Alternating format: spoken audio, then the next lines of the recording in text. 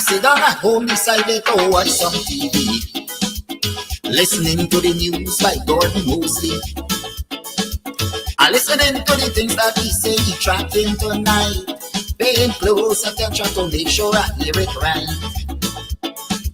But when I hear the things that he mentioned on the news, I had to declare, them kind of thing got me confused. I hear some things where the ERC noticing, and it convinced me that people ain't learning nothing. We hear so many times about them big name calling, and they say ERC pretend that they didn't learn nothing. But once you're black and you just decide to say a word or two, bet your life on that, they say ERC coming for you. Listen to the things you just hear on social media. Only one set of people allowed to talk in one Guyana. I still say nothing, black people in learning. But this is my concern. I hope one day black people will learn.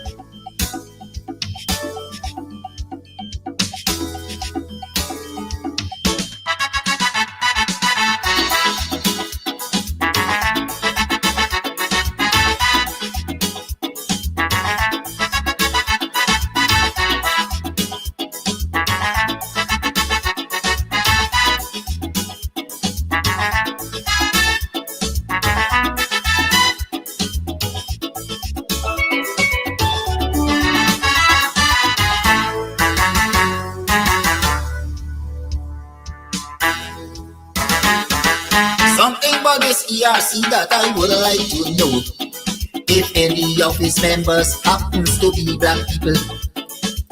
And if that is the case, I want them to answer this call. Tell me how come none of them ain't got no voice at all. You're showing signs of weakness and you're afraid to be fair, and we see the same thing keep happening year after year. And the day will come when all this nonsense will stop. That will be the day when black people decide to wake up. Not so long ago, something terrible happened. This young Indian man want to kill out all black people by poison. But if his shoes was on the other foot, would have been a big threat. But up to this day, this ERC can do nothing as yet. How come it's only black people committing cybercrime?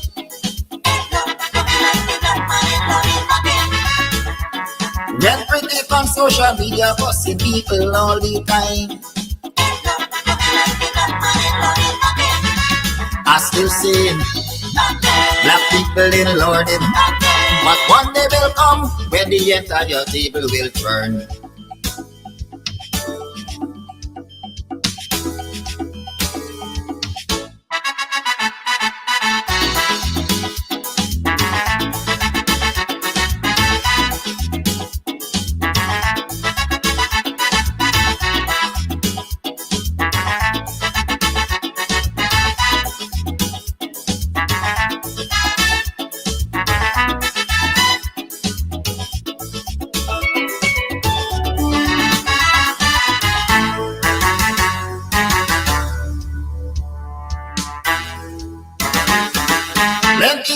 Excuse me, see they fail to condemn, because these people think that the law is only for them. And anybody else who decide to file a complaint, they go call you a racist and don't want to hear nothing. Plenty complaint from time to time has been brought to their attention, but because of this one-sided cybercrime is why they don't show any concern. There's only one set of people that they really care about, and black people must take the abuse and shut them out. Kidaki Amsterdam went to court just recently for an issue that was highlighted by the same ERC. And with breakneck speed, the police decide to jump on his case. Without a search warrant, they went and search up the man's place. Let us all agree that black people under attack.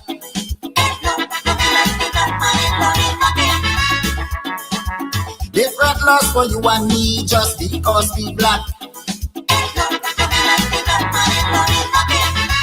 I still singing. Black people in London. To all my black friends, we must put a stop to all this nonsense.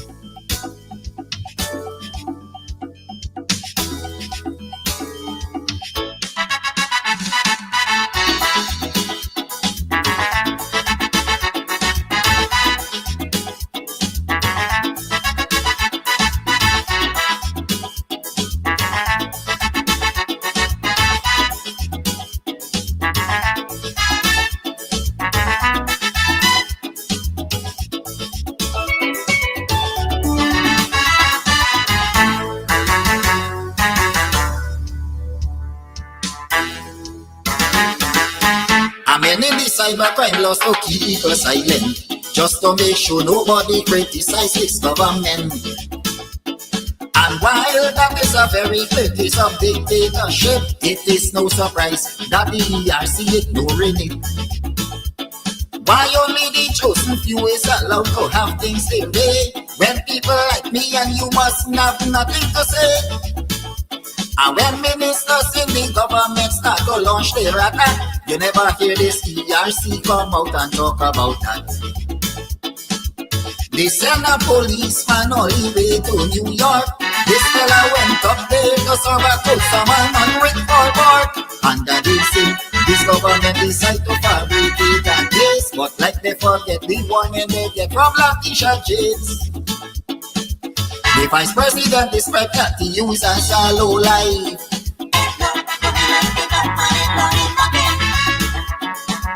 Because of this kind of abuse, he don't have a wife. I still singing. Black people in learning. Just the other day, I hope your man see help is on the way.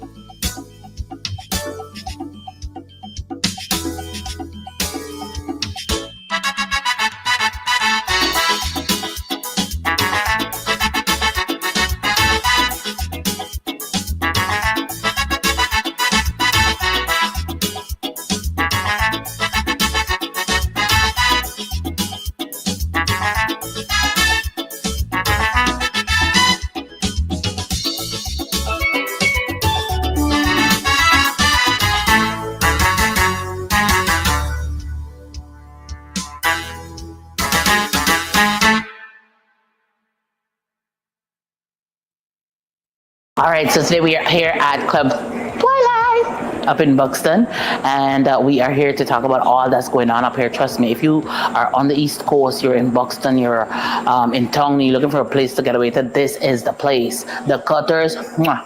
Listen, I'll be having some just now again. We'll talk about that. And then, of course, the ambience is beautiful, fully air conditioned.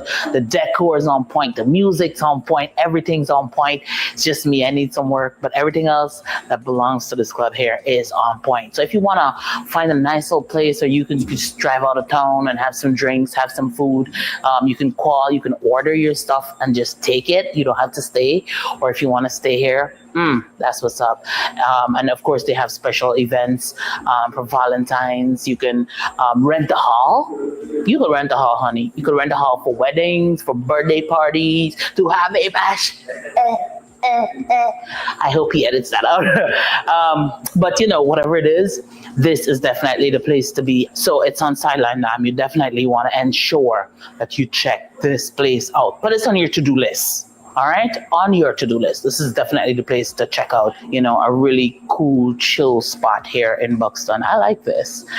This is, Buxton needed this. We needed this. I needed this. You definitely needed too. Thank you. All right, so you might be wondering where we are, still in Buxton at Club Twilight. That's where we are. So Club Twilight also has like an Airbnb as well. So you could come, drink, drunk, and come in the back here and lie down. Look at that. Look at that. Perfection. And the people come in the room and so on. The bed sheet matching the blind, matching the carpet, matching the this, matching the that. We know but we things in Buxton don't play with we.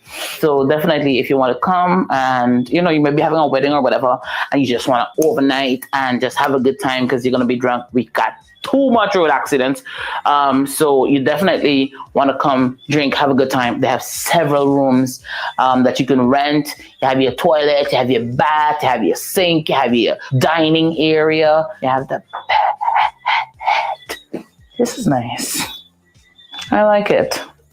Anyways, to my friends and my family, if you're looking for me, I'll be overnighting. Also, for those persons who are traveling in from overseas, you want a nice, cozy place out of town, then Club Twilight, call them up, look them up on social media. They have their own Facebook page, and ensure that you come up the side and have a good time. Have a good time. Have a good time. Sorry. I'm sorry. That's it.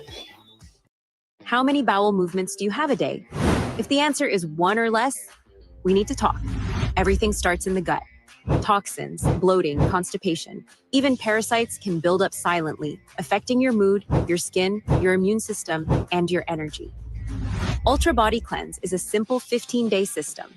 Morning tablet to flush from the inside. Nighttime tea to detox and reset.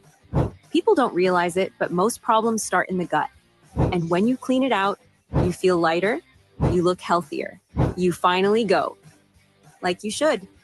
Don't wait for symptoms. Ask your artist distributor today how to start your Ultra Body Cleanse. Planning a party? Worry no more. We have all the supplies you need. At EC Party Rentals, we have folding chairs, folding tables, square tables, round tables, long tables, short tables, big tables. We have chairs, red chairs, gold chairs, white chairs, crystal chairs, chairs of all type, throne chairs. What you want, we have. Food warmers, coolers, ice, beverages. At EC Party Rentals, we have what you need to have a good time. You plan the party, we do the work. Call us 622-5933. EC Party Rentals. Let's keep your party going. Are you hosting an event? Do you need ice, party ice in large or small quantities? Then call us at 622-5933 for the best party ice available. $1,000 per bag. We do delivery. EC Crystals, Sideline Dam, Buxton North. Call to have your orders filled today. Are you looking for tents to rent? Well, look no further. At EC Party Rentals, Sideline Dam, Buxton North, we have tents in all sizes and colors. All sizes of tents we have. Small tents, big tents, medium tents, extra large tents. Call us on 622-5933. We have what you need. EC Party Rentals. Big on tents.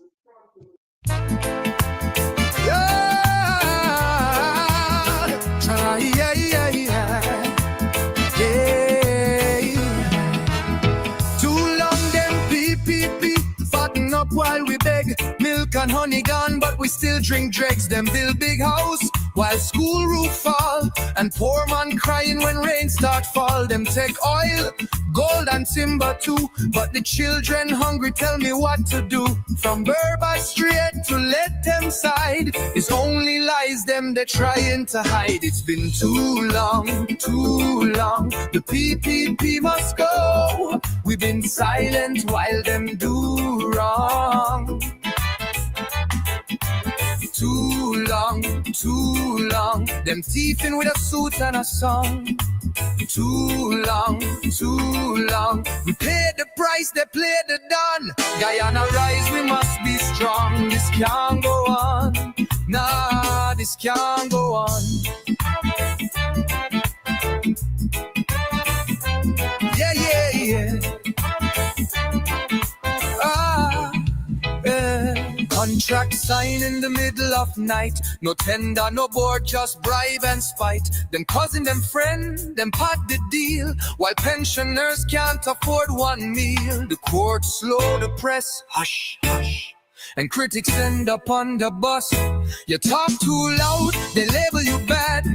But silence now gon' drive we mad. It's been too long, too long. The PPP must go.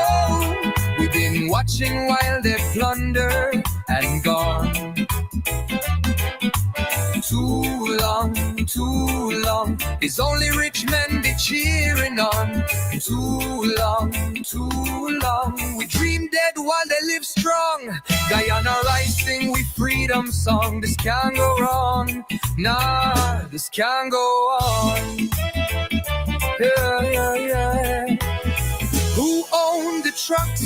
Who get the land? Who signed the check with blood on hand? Oil money flow, but not to we. Where the hospital? Where the subsidy? It's been too long.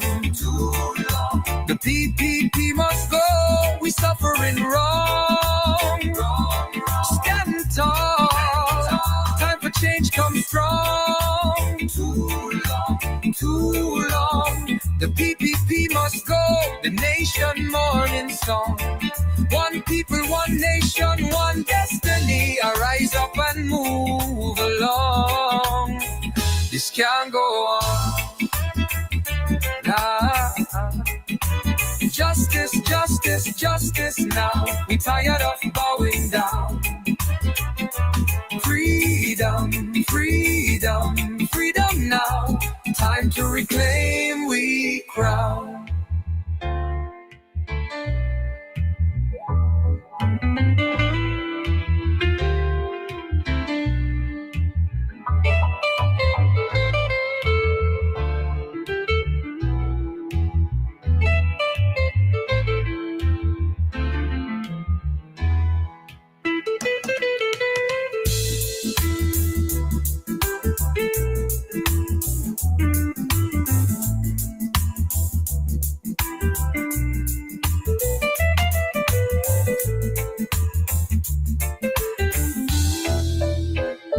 Tango on. Justice, this now. We tired of bowing down.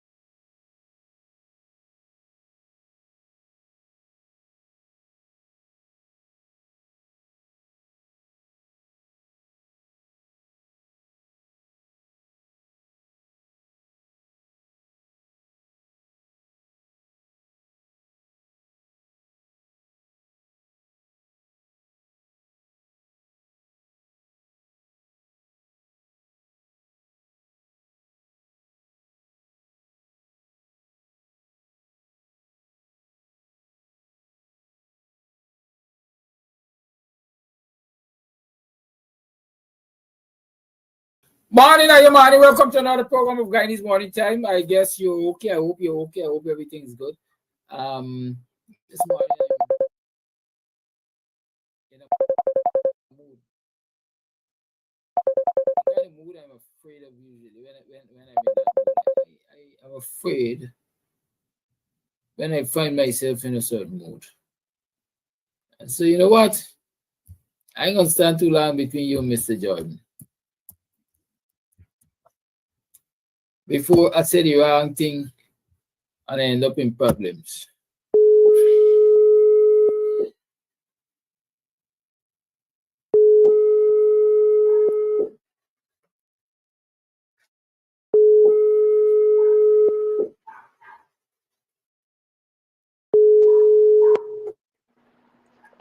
I catch you by surprise by morning. You didn't expect her for call this early.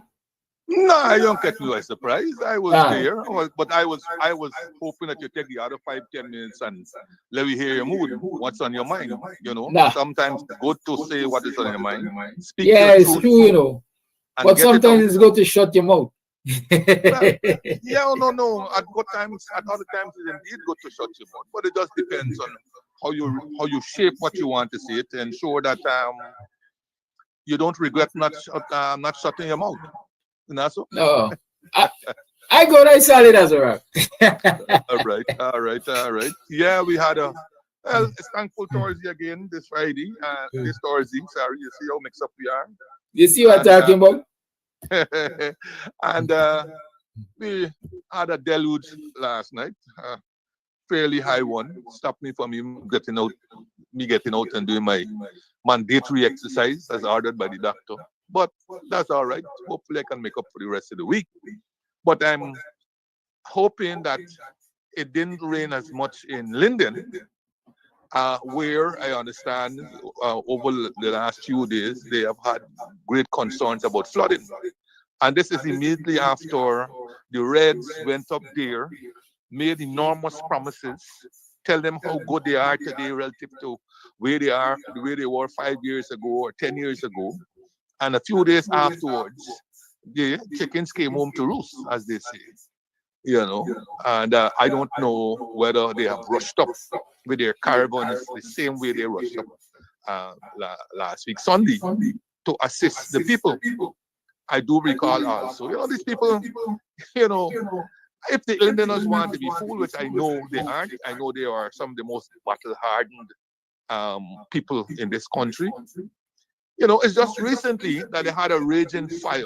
You remember just around the time when they had the killings of those two, Fortuné and the other guy. They had a raging fire. Yes. It took a while before the government could respond to assist the people, right? Resulting in significant losses. I think one lumber dealer lost his whole assets and so on. So I don't know whether people want to be fooled, at these temporary promises, that seem to be doled out all over the place, and want to put on their red shirt with their $5,000 or $10,000 or $15,000 stashed in between and not learn.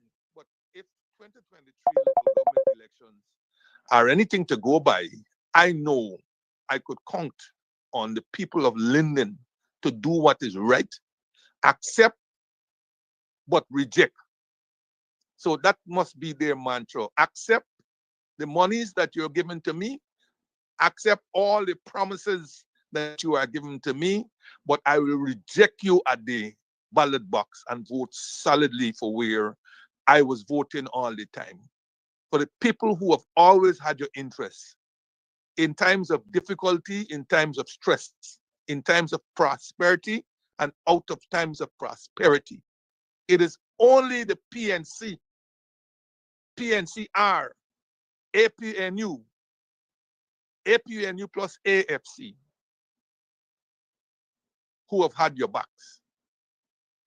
And it's only the APNU who will be in a position to continue being of service to you Lindeners. So I hope they'll rush up quickly and help you out of this serious flooding situation that you seem to get. And we seem to be getting a change in weather. I don't know if it's temporary or what from the heat that we've had over the past couple of days. but we definitely had some sharp showers last night. Yeah. So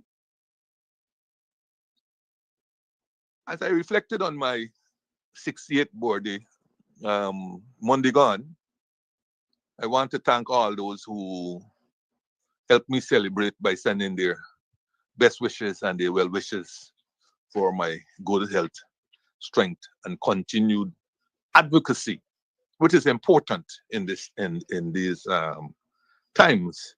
I happen to have dedicated this 68th to my very good friend who I indicated to you, Leroy Charles, who didn't make it by a mere 8 days, right? His birthday was the 18th of July, but he died on the 10th.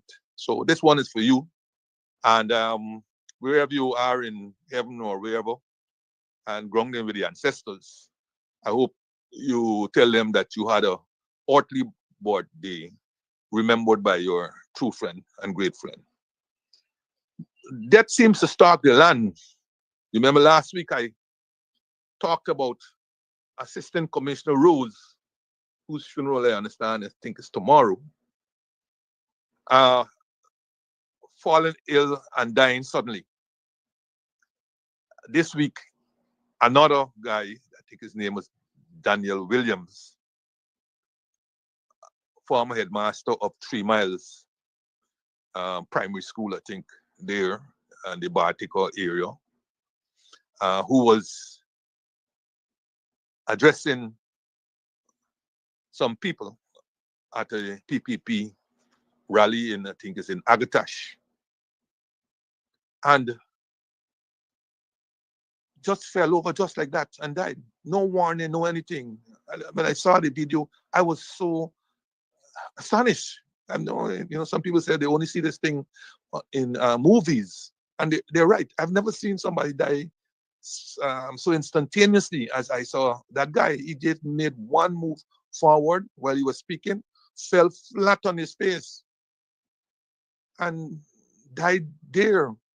Again, as I said, he had to have underlying conditions, but because, as I said, in particular in the case of men, we don't look after our health, right? We have this macho image. We have this macho image, even as we have sedentary lifestyles or lifestyles that are detrimental to longevity, whether it's drinking, partying, sporting, smoking, whatever. But we do not look after our health.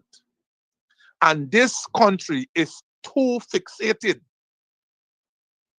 on fixing you up after you've got the disease, rather than preventing it through education and access to preventative health care.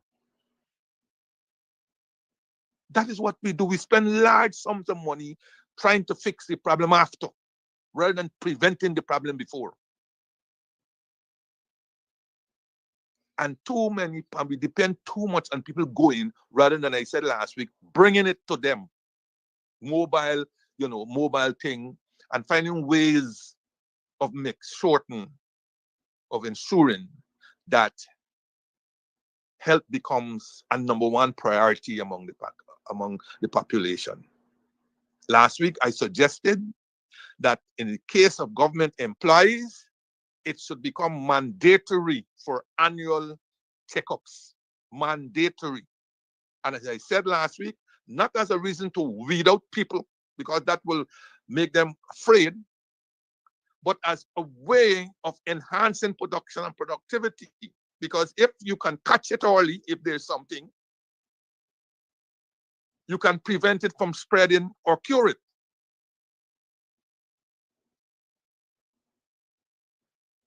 And even if you catch it late, you can assist the person in whatever way so that they can live longer than they would have had they not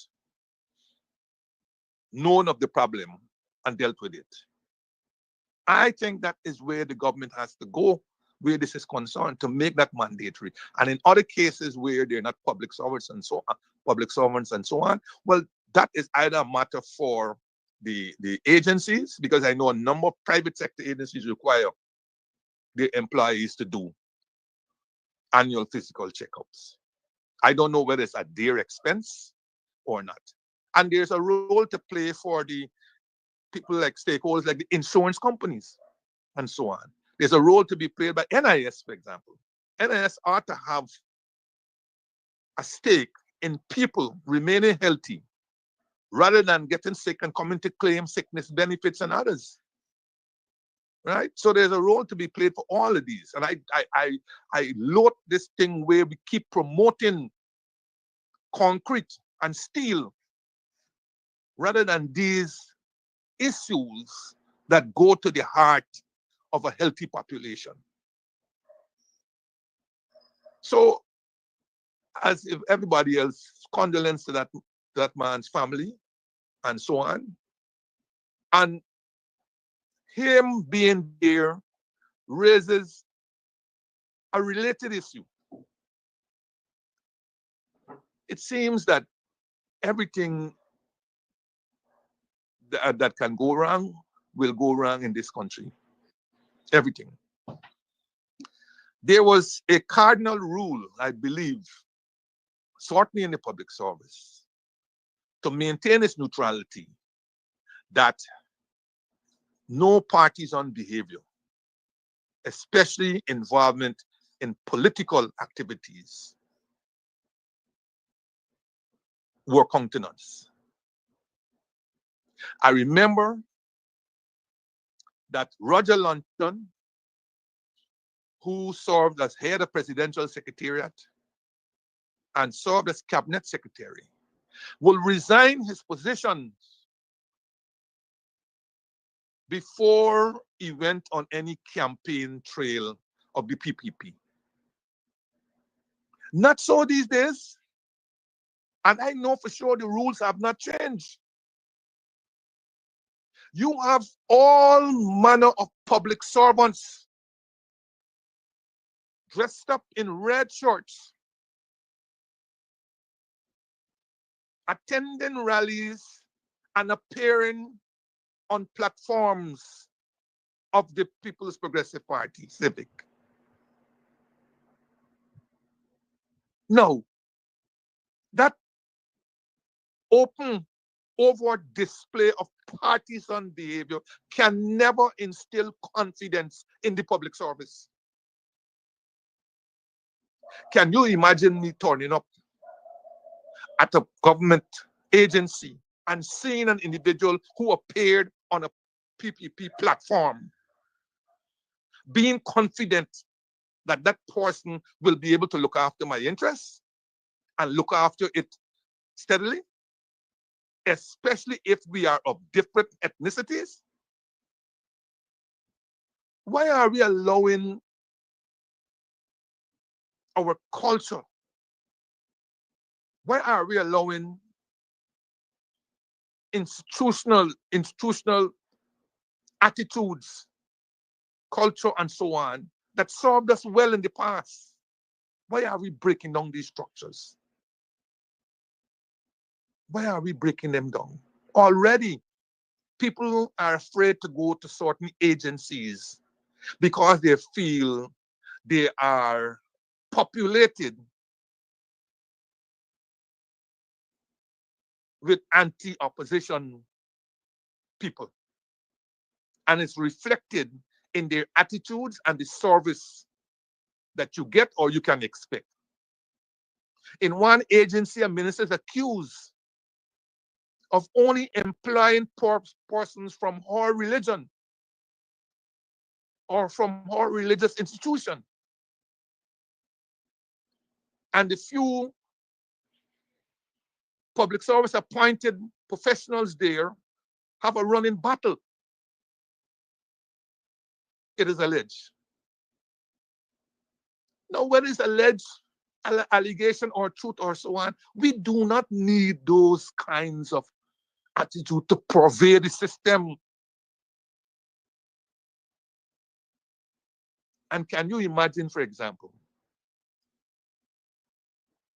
when the government loses the elections come September the 4th, what would all those people who appeared on platforms, what will they expect? To keep their jobs? What would a new government think of them?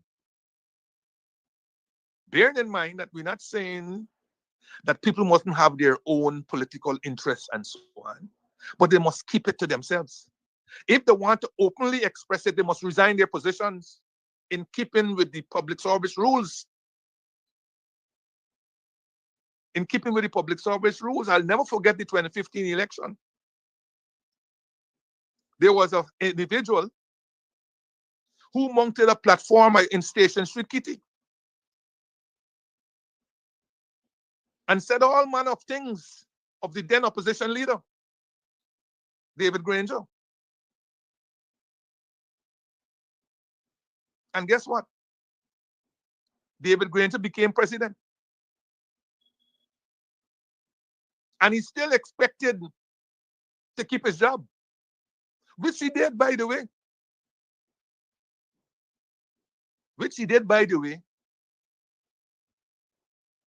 Thanks to the vagaries and uncertainties of coalition. And he's still there up to today.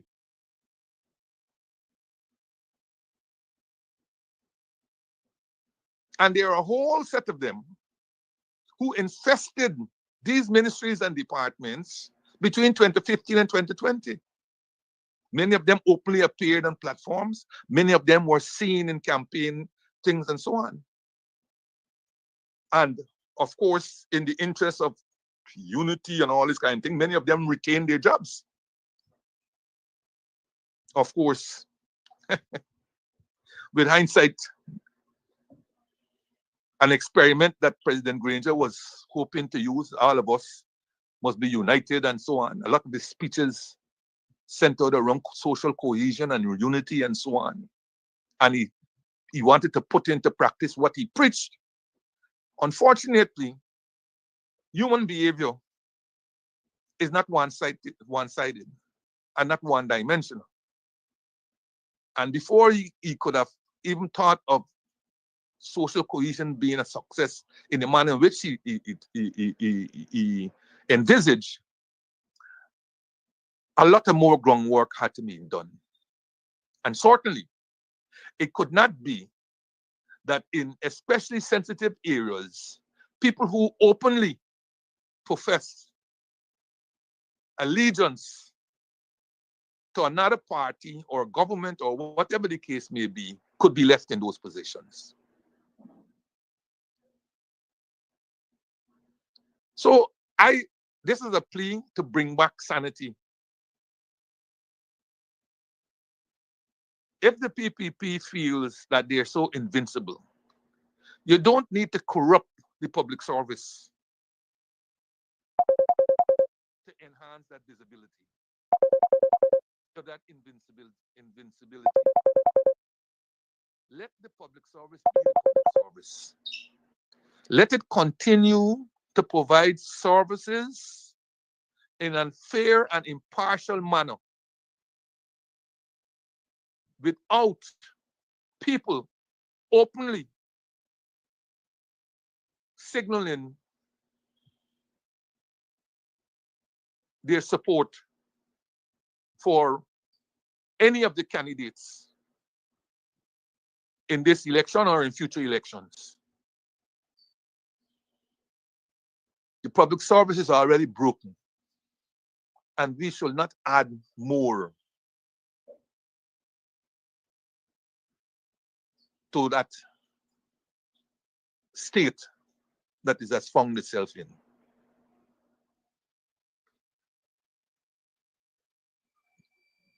Walk safe, Mr. Daniel Williams. Okay, yesterday was August the 6th. August the 6th is a very important day in my calendar, of course. At the top of the list, of course, is the independence of Jamaica, 6th of August, 1962. that will make them how much? That will make them 63 years. Yes, 63 years. You know, those who know the history will know that the big three or the big four, certainly the big three, Guyana, Jamaica, and Trinidad, were slated to get independence around that period. But in the case of Guyana, and those who know history or those who don't should read the history as to why we did not get our independence around that same time, but that Trinidad and Tobago and Jamaica got theirs around that time. But we were slated to get our independence around, but we had to wait 4 more years. And it's not for me to bring your history here, it's for you to go and do your history, because that is what seemed to be absent in most of the people. And because they don't know their history, they're like tumbleweeds in the wind. They're being blown all over the place. They're being blown all over the place. That's what they say. People who don't know their history is like tumbleweeds in the wind. They'll be blown all over the place. They are malleable. They are pliable. And they can be corrupted, not only in the monetary sense, but in the mind and everything else. So happy anniversary to Afri 63rd anniversary to Jamaica. The land we love, Jamaica, Jamaica, Jamaica, land we love. I see my wife laughing at me, but anyhow, I ain't got no singing career. That's what Kadaki said the last time.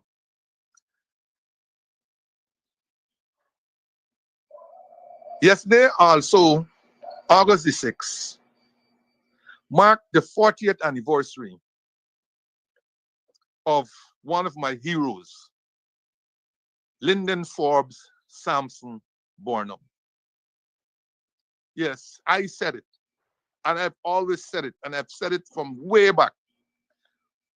Forbes Burnham is one of my heroes. He is the most visionary person, and certainly the most visionary leader and president that this country has ever produced. And nary I say, perhaps will ever produce. He was a man before his time. He was a man for his time. And he's turned out to be a man after his time. Many people do not appreciate Burnham, but many of them don't look like me and you because of the race, because of the colonials who use race as a means of dividing us, and because of all kinds of issues, many of them arising out of colonialism. But certainly a lot would have had to do with our different backgrounds, historical backgrounds, cultural backgrounds, existential backgrounds, and so on. Right?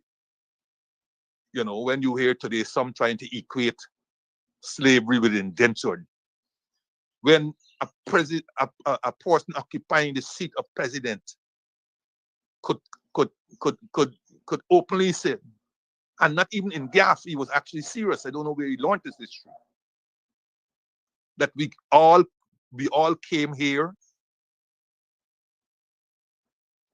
with the exception of the indigenous, I think he said, we all came here, something to the effect, we all came here either as willingly or something to that effect. But essentially what you suggested, that slavery and indentures were more or less the same thing. I mean, when you go down to that level, even if in gaff, and he wasn't gaffing, because he was saying something at some important function and so on. He wasn't gaffing. It shows a clear lack, either a clear lack of history, or either a clear lack of understanding of history, or intentional.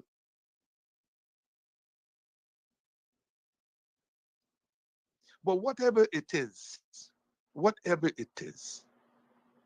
we will never, ever erase the greatest inhumanity to man in civilization, and that is slavery. And without depreciating indentures and indentureship, it will never, ever compare with slavery. Never.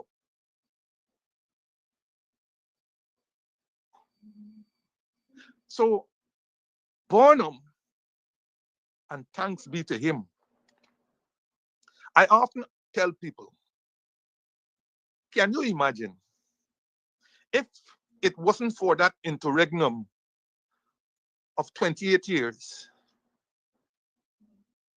when the PNC ruled this country, what would have happened to Guyana? You think Guyana would have been here today in the form that you know it, fastest growing economy and all these things that you can account for it? You think that will happen?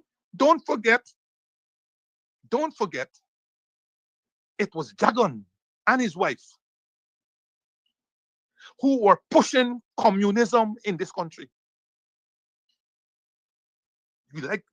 So those people who love Jagan and revere him, and yeah, they can go ahead. But none of them wants to come out and tell you plainly that his activism and his ideological outlook and so on were detrimental to this state. And you want to prove it? Look at, in particular, Cuba today. Look at Cuba today. It's not so much that Cuba is today a victim of blockade and all this kind of thing. It is that we would have suffered the same fate being in United States backyard.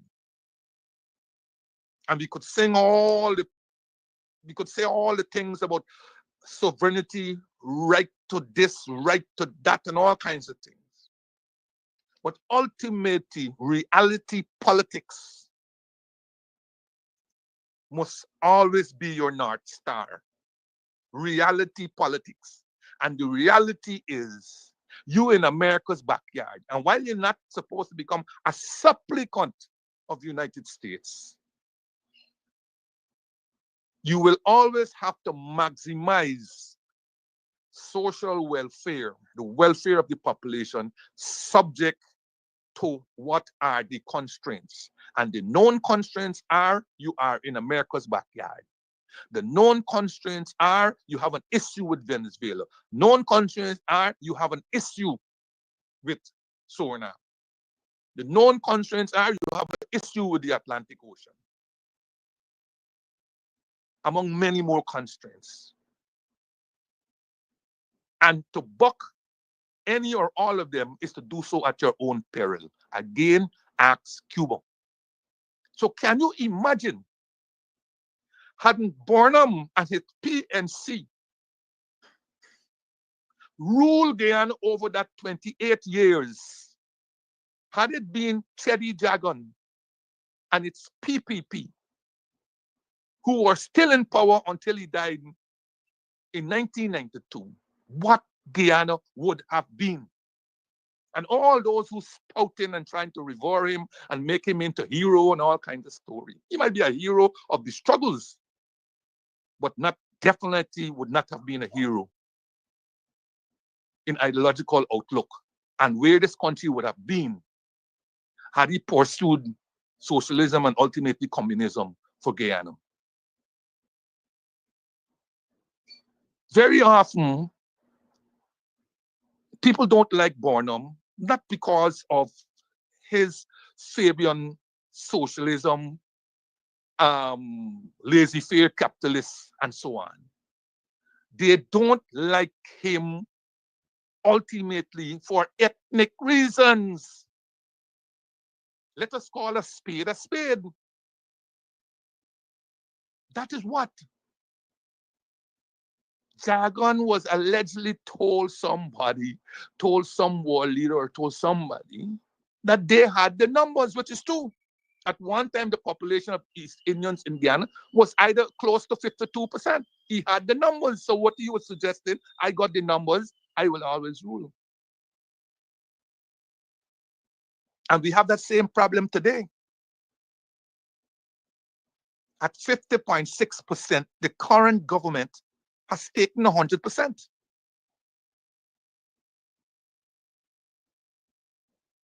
We have that same problem today. At a time when the East Indian population is significantly less than what it was in the 60s.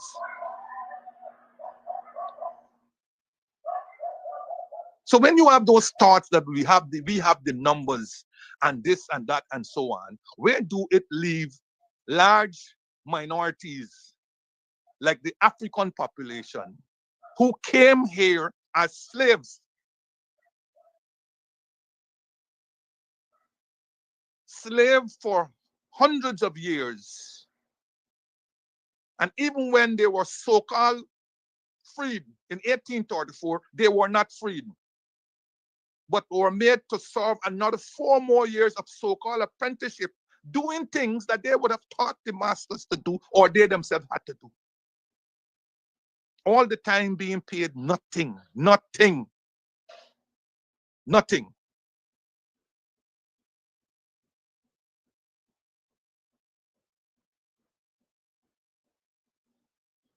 Burnham saved the day. Burnham saved Guyana. And Burnham and the amazing thing about Burnham was that, contrary to how they wanted to paint him, he was for all Guyanese. He understood struggle. He understood the pain of Guyanese. And though he grew up in a so-called middle-class family, because I think his father was a headmaster, and back in those days, headmaster was deemed to be middle class. If your father was a sergeant in the army, which is about the highest post you will be able to get, you were middle class. So though he came from a middle class upbringing in Kitty, he understood struggle and quickly acquitted himself. Came back as a lawyer, powerful orator, powerful debater, got involved in politics. Didn't like where the PPP was going, broke off from them, formed the Burnhamite faction of PPP. Eventually formed the PNC after joining up with other groups, John Carter groups, and so on. Went into coalition with the United Force. And it's not TUF. I see they're talking about TUF. It was not TUF. It was the UF. United Force, headed by Peter de Geer. When Peter de Geer left, it was Marcellus Fielding Singh. And then thereafter, went into power with Peter de Geer, 1964, in a coalition. But soon realized, so that was a coalition of convenience. It was a coalition of convenience. Because while Peter de Geer's outfit was outrightly capitalist, Burnham's PNC was more of the Fabian socialist ideological outlook. So clearly you had a clash of ideologies, but it was a marriage of convenience. But Burnham soon realized that that marriage of convenience could not last. And that is why, in a sense, he's reported to have told someone or said in one of his speeches that a coalition is a marriage of convenience made in hell. And you could see why. So very early he said, this, we will never again collate. The PNC will never again collate. And he made that the mantra that he was going it alone for the 1968 elections.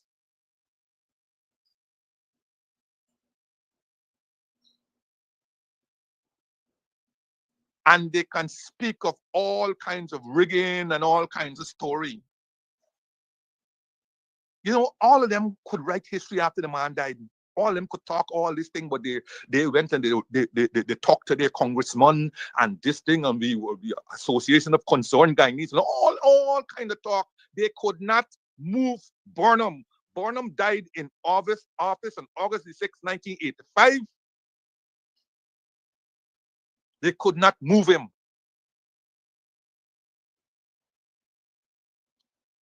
They talked to him and they pressured Burnham and this and that, and they could not move him. He was an astute politician. He knew when to press and when to flex. He knew when to swim with the tide and when to swim against the tide. And let us be blunt, they could not move him. He died. I would not say a natural death because there are a lot of theories about going in for a routine operation in 1985 and dying on the operating table. There are a lot of conspiracy theories. But during the time that Burnham existed, his achievements were unparalleled in the annals of the history of Guyana. Check it and you will see. There is no other president since who have made the accomplishments of Burnham in all fields, social, economic, cultural, religious, you name it. Burnham is the apex. Is the apex president. Some may have achievements with concrete and so on. But when it comes to all-round achievements, Burnham was the apex president. And it's no surprise that he has been voted the Caribbean Man of the Century.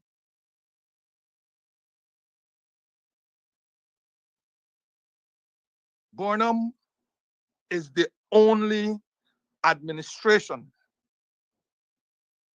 that was able to put together two full and a third beginning national development plan. The only one. You had the Soaka Lewis plan. You had the Kenneth King plan, FCH, feed, clothes, and how to sell ourselves by 1976. And you had the Wilfred David starting up. We didn't complete it. Only. Today you have trillions of dollars spending in the absence of a medium or long-term development plan. So today you could hear we building a road to here. Today you could hear we building a prominent bridge across the Barbies River, and we don't need any feasibility study because we had one done for a floating bridge. Today you can hear we building gas to shore. It can cost us 900 million US, but it's already 2.4 billion US and rising. All because there's been no development plan, no studies, no anything. And who are going to be the ones who are going to suffer for this? The same poor masses. And Burnham, because I said to you, he was a man before his time, he was a man before the time, and a man after the plan. You check and see the achievements in Burnham. I saw today Shama Solomon in a letter to the editor was remembering Burnham on his 40th, and he reminded us of the IAST Institute of Applied Science and Technology, and all that they were able to accomplish and experiment with local stuff, local stuff, local stuff.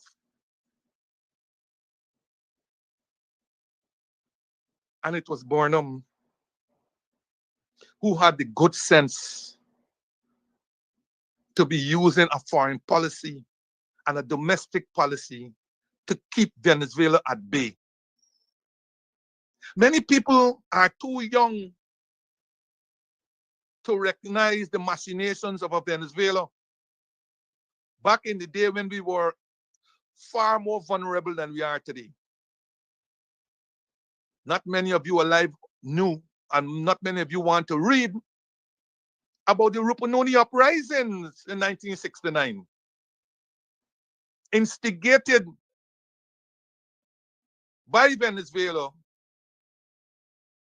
and promoted by the Harts and the Melvilles, who had huge cattle ranches in Rupununi. Many of you don't know that. But Burnham was able, with a highly efficient police and defense force, to quickly quell that uprising or insurrection. And today we still have Rupununi, or at least I hope so. We still have Rupununi. But not only that we have Rupununi, Burnham subsequently realized that if you don't use it, you are going to lose it. And so at the first opportunity, when sizable resources were made available to this country through a huge rise in the price of sugar, Burnham proceeded to open national service centers that targeted the Essequibo County. So you had sent largely in the Essequibo, largely in the Essequibo. So you had centers at Papayo, you had centers at Conarook, you had centers at Chumachumari, and there were other centers. And then there was a flagship center at Kimbio. I think that was the first center that was opened, Kimbio. And cotton comes to Kimbio. When they said we couldn't grow cotton, a crop that was grown during slavery, Burnham proved them wrong. We grew cotton. And with the assistance of the China, whom we had brought out from the coal in 1972, when Burnham led the charge of CARICOM to recognize China. I think it was the same year that Nixon or Nixon representative that went to China on ping pong diplomacy. You all remember that?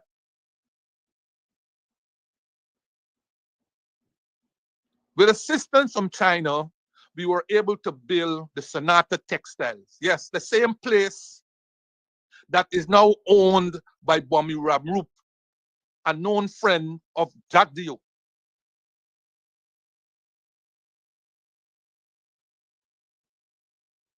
And that cotton was spun at Sonata Textiles. And it created cloth that was used locally. Y'all remember Burnham bedding, school uniforms? I think it was brown uniforms and so on. Topped off by a butter boots. I see butter is back. Compliments to my good friend Terence. And there was so much more that Burnham did. Y'all remember tie-dye from Vancy Ram? Tie-dye. Y'all remember the experimentation with rice flour that they cussed out? Yes, they cussed out rice flour and said Burnham banned flour. And don't matter how much Kit Nascimento or Cesar Rhino, whoever tells them that flour was not banned and the circumstances in which we lost the flour, the PL4 rating, they will go out there like the 200 taxes and spread propaganda among their people. Because without feeding their people's mind with the propaganda, those minds will be open to reality. So don't matter what a Nascimento says, because that same Nascimento is in their camp advising them today as their advisor. Don't matter what Nascimento says, and don't matter what Noren says that flour was never banned. They will go out there and say, Burnham banned flour. And as a result, our Indian people suffered because we couldn't make roti. And Burnham banned peas, so we couldn't make dal.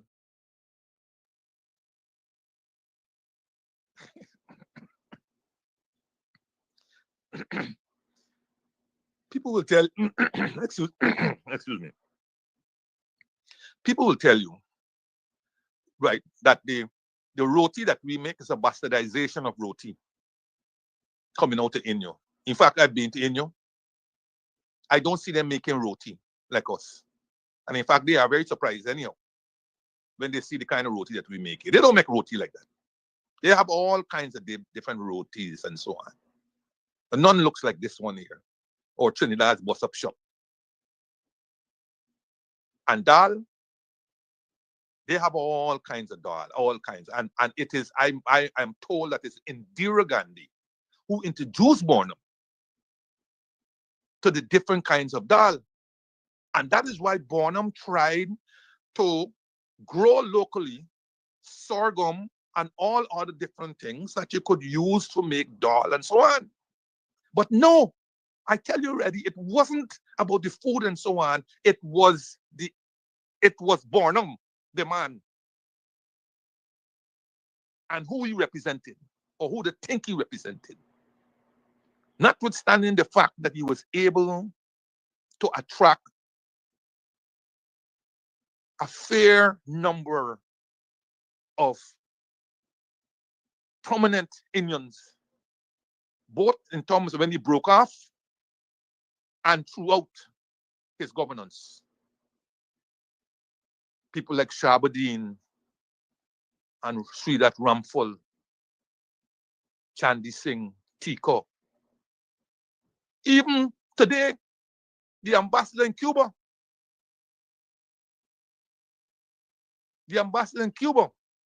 who at one time had headed the PYO of the PPP,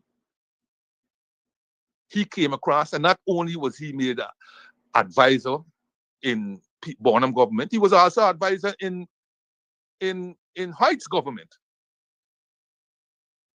And he came back to become an ambassador to Cuba in Granger's government, Halim Majid.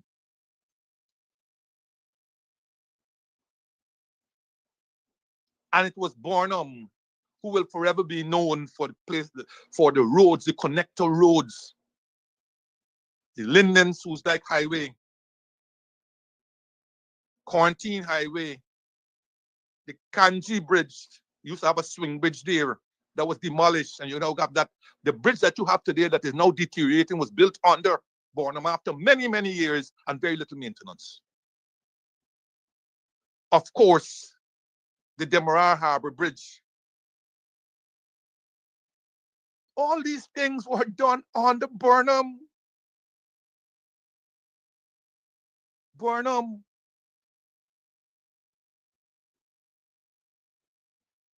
Burnham banned certain foods indeed. He banned pigtail and sardine and codfish and all those foods for which you had to find foreign currency. Those foods that came during the colonial times and foods imported by distributors who were foreign owned. We owned nothing, not even the names that were given to us we owned. Burnham changed all of that. Dignity, pride, the name Guyana, twice on the Burnham, I think it was, when we had held seat at the Security Council. They tried to keep it in history and thinking that our seat right now in the Security Council as if that were the force. They don't want to reference the fact that it occurred twice, not once, twice under the very Burnham PNC. That we held seat, a non-prominent seat in the UN Security Council. And it was the PNC, this time not Burnham, but it was the PNC, because Burnham died in 85. It was on the height. When we were to become president of the UN General Assembly, and the now dead Rashley Jackson was to be named president of UN and take up that post for the year. And when the government came in, they carried a lash. And Rashley Jackson, being of the old school, he pulled out. So they got rid of Rashley Jackson to put in Rudy and Sonali, a good friend of Jackson, and all of them served in the foreign ministry. Jackson, a man of high integrity, a man who resigned his post, not because he did anything wrong, but his son allegedly did something wrong and he felt responsible. Yeah, people don't know that. And the very Carl Grenades who is helping them today as advisor on borders, they went after him too.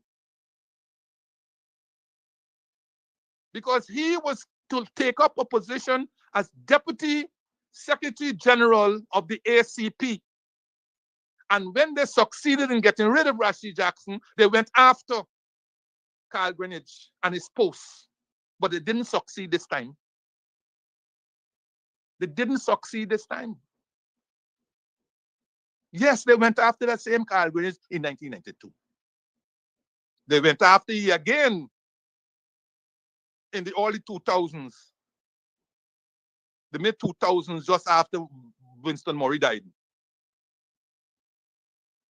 and had him removed from the regional negotiating machinery. They're the same Carl Greenwich that got there working as advisor. But then, you know, times change and so on. Who knows? But Burnham, the savior of Guyana, brought in free education. You hear me often talk about the value of that free education. All I'm trying to, even the likes of the James Bond, imagine.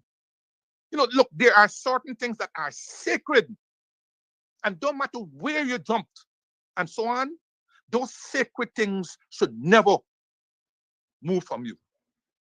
And you should never be asked to vilify, deny, or whatever. I told you on this program several times.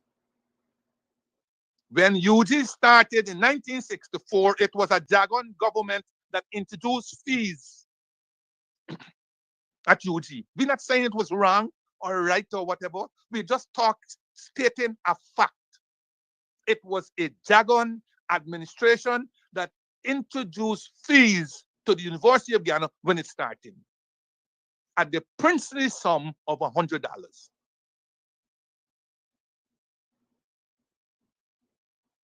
So we're not saying it was right or wrong.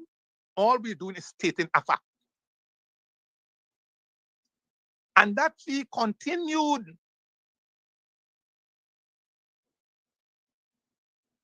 When I left school, I wanted to go into University of Guyana because, like I said, many people probably didn't know about University of Guyana, but I did because my school was a mere, let us say, quarter-mile away from University of Guyana. Cummins Lad Secondary was a stone's throw from University of Guyana. Very often we ended up walking into the University of Guyana and looking at this place and admiring it with pride and so on, and getting to know more about it and wanting to go there.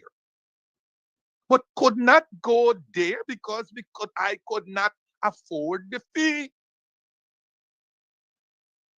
And it was Burnham who in 1976 at the Labor Day rally in the National Park, who announced that with effect from that September, all fees are abolished and that all education was made free from nursery to university. And like I was listening to a program last night on advancing the cause. This was done before it was enshrined in the 1980 Constitution. So at the time when it was done in 1976, it wasn't in the Constitution. But 4 years after the Constitution was revised, it was enshrined in the Constitution that we must not pay any fees. But notwithstanding the highest law of the land, the Constitution,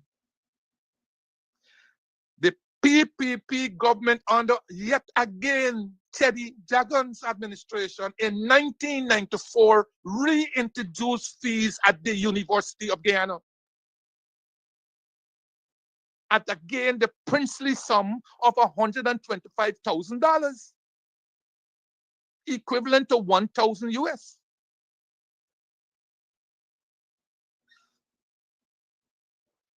The $100 that was introduced in 1964 would have been about 50 US. Right? So you have, in 3 decades,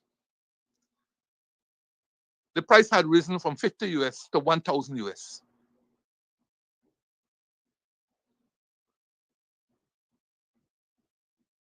So when you got James Bond and them jumping around like monkeys with this false information and misconception, all I ask them, you could go wherever you want. But please, as a lawyer, facts are important. Truth is important.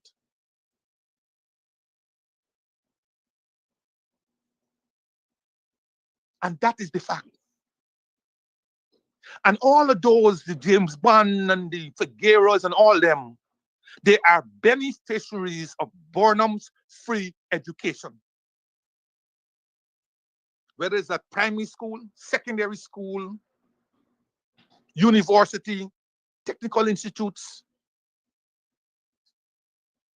educational institutes like Cyril Potter and so on, they are the beneficiaries of free education.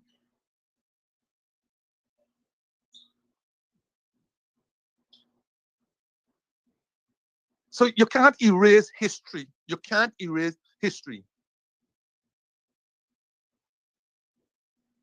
You might like people to forget. Because while they, and you know, people must be clear, Guyana had an opportunity to become part of the UE system. But it is only Jagan that refused it. Again, I'm not saying whether he was right or wrong, I'm just stating a fact.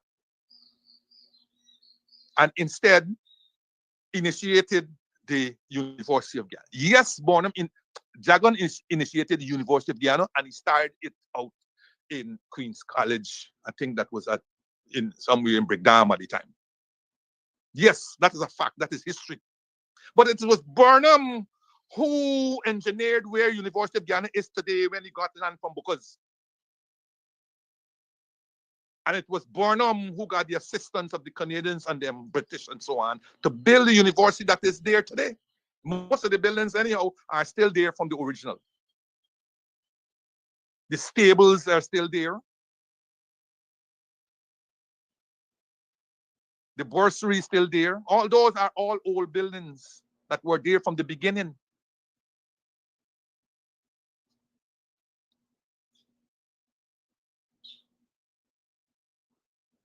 So when they try to depreciate Burnham, who put us on the map, non-aligned, we punched way above our weight.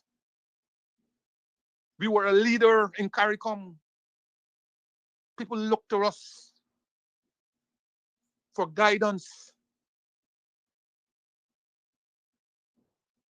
They look to us for intellectual leadership. We punched at the United Nations.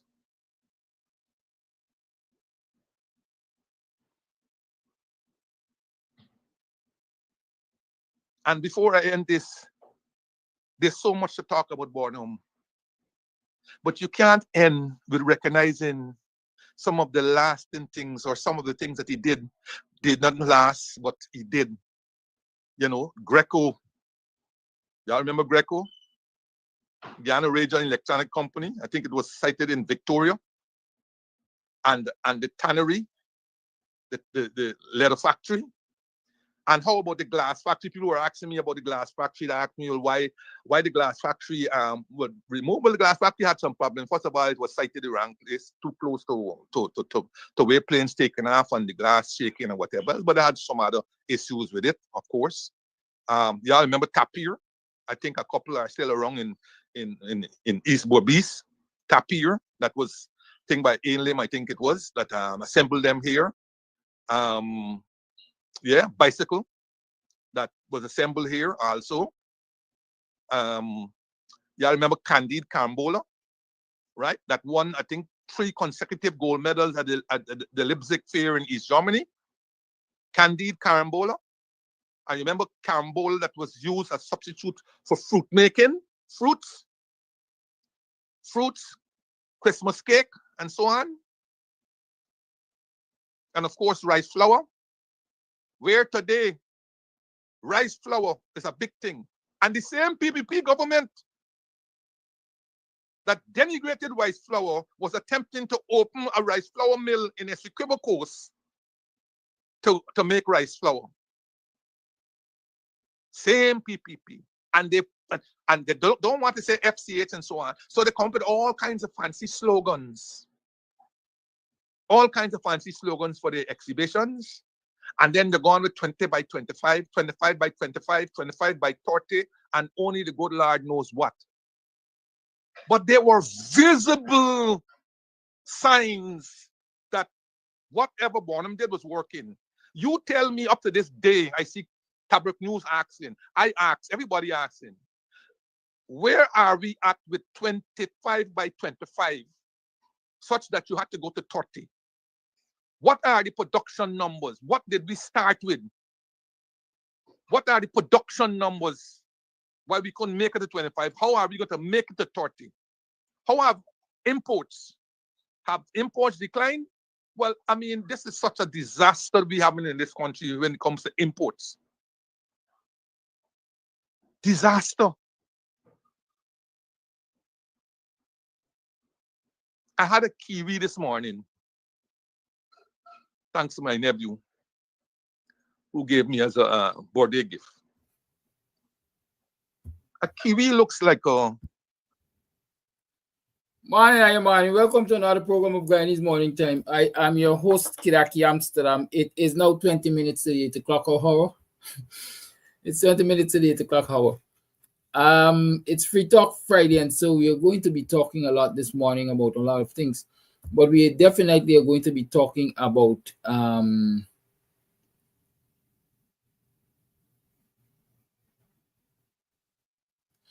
y'all remember that young man that I showed a video about seeking assistance to get some help with his tuition fee?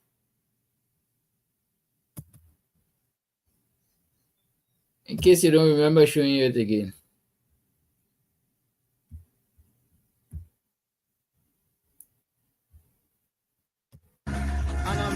I'm a track artist for Guyana Police Force.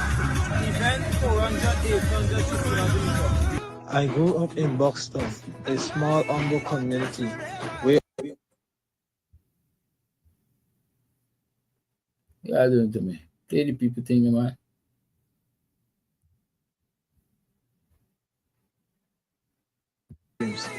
too often our ambitions get buried beneath the weight of financial struggle, lack of exposure, or simply not having someone to believe in us.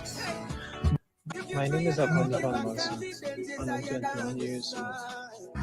And I'm a shop at least for buying a police force. Event 400, 800, 600. I grew up in Buxton, a small humble community where opportunity are rare, especially for young people with big dreams. Too often our ambitions get buried beneath the weight of financial struggle, lack of exposure, or simply not having someone to believe in us. But from a young age, I knew God placed something special in me. Running wasn't just a hobby, it was a calling. I believe with everything in me that I can one day represent Guyana on the world stage and become my country's first Olympic medalist in the 800-meter and 400-meter event. That journey begins with a major step. I've been accepted into the GC Forster College of Physical Education and Sport in Jamaica, a place where I'll have access to world-class coaching facilities and the kind of training environment that can help me reach the next level. This fundraising launch is a crucial part of helping me raise the support I need to pay my tuition and living expenses. Please support my takeaway launch that will help to pay my tuition fee at the GC Foster College in Jamaica. If you cannot make it to the launch, you can support by donating financially by MMG 759-5107. And you give me rest until the road they can be blessed. You never guess I was a mess.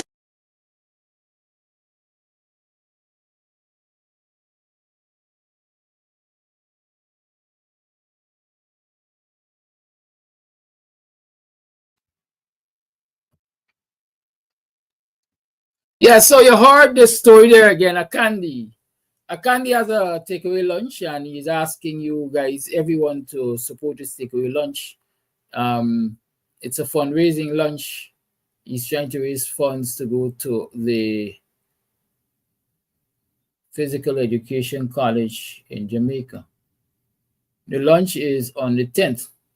That will be Sunday because today is the 8th. So the lunch is on Sunday, and it takes place at Charlie's Place, Buxton Public Road. So those of you who know, that's the Clyde Rupchan Street. Yes, that's Clyde Rupchan Street, where the museum is, where the Carlupa Club is, where the Roger Harper Club is, right? Well, Charlie's Place is actually Charlie's Place is the same place we call the Roger Harper Club. Opposite that is the Carlupa Club and so on. So go there on the 10th and see your best if you can support if you are in the area. And he's saying if you can't come to buy the lunch and so on, at least you can send a contribution by MMG. I am actually going to have him on program this morning, and so we will talk with him. Akandi, good morning. Can you hear me?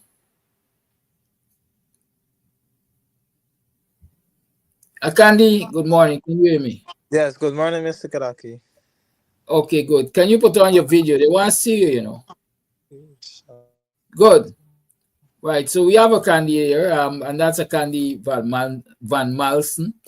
I will tell you, first up, I must have seen you somewhere along the place and say good morning and good afternoon and so on and so forth. I am almost sure you know me very well, but if I say I know you, I lie. Right?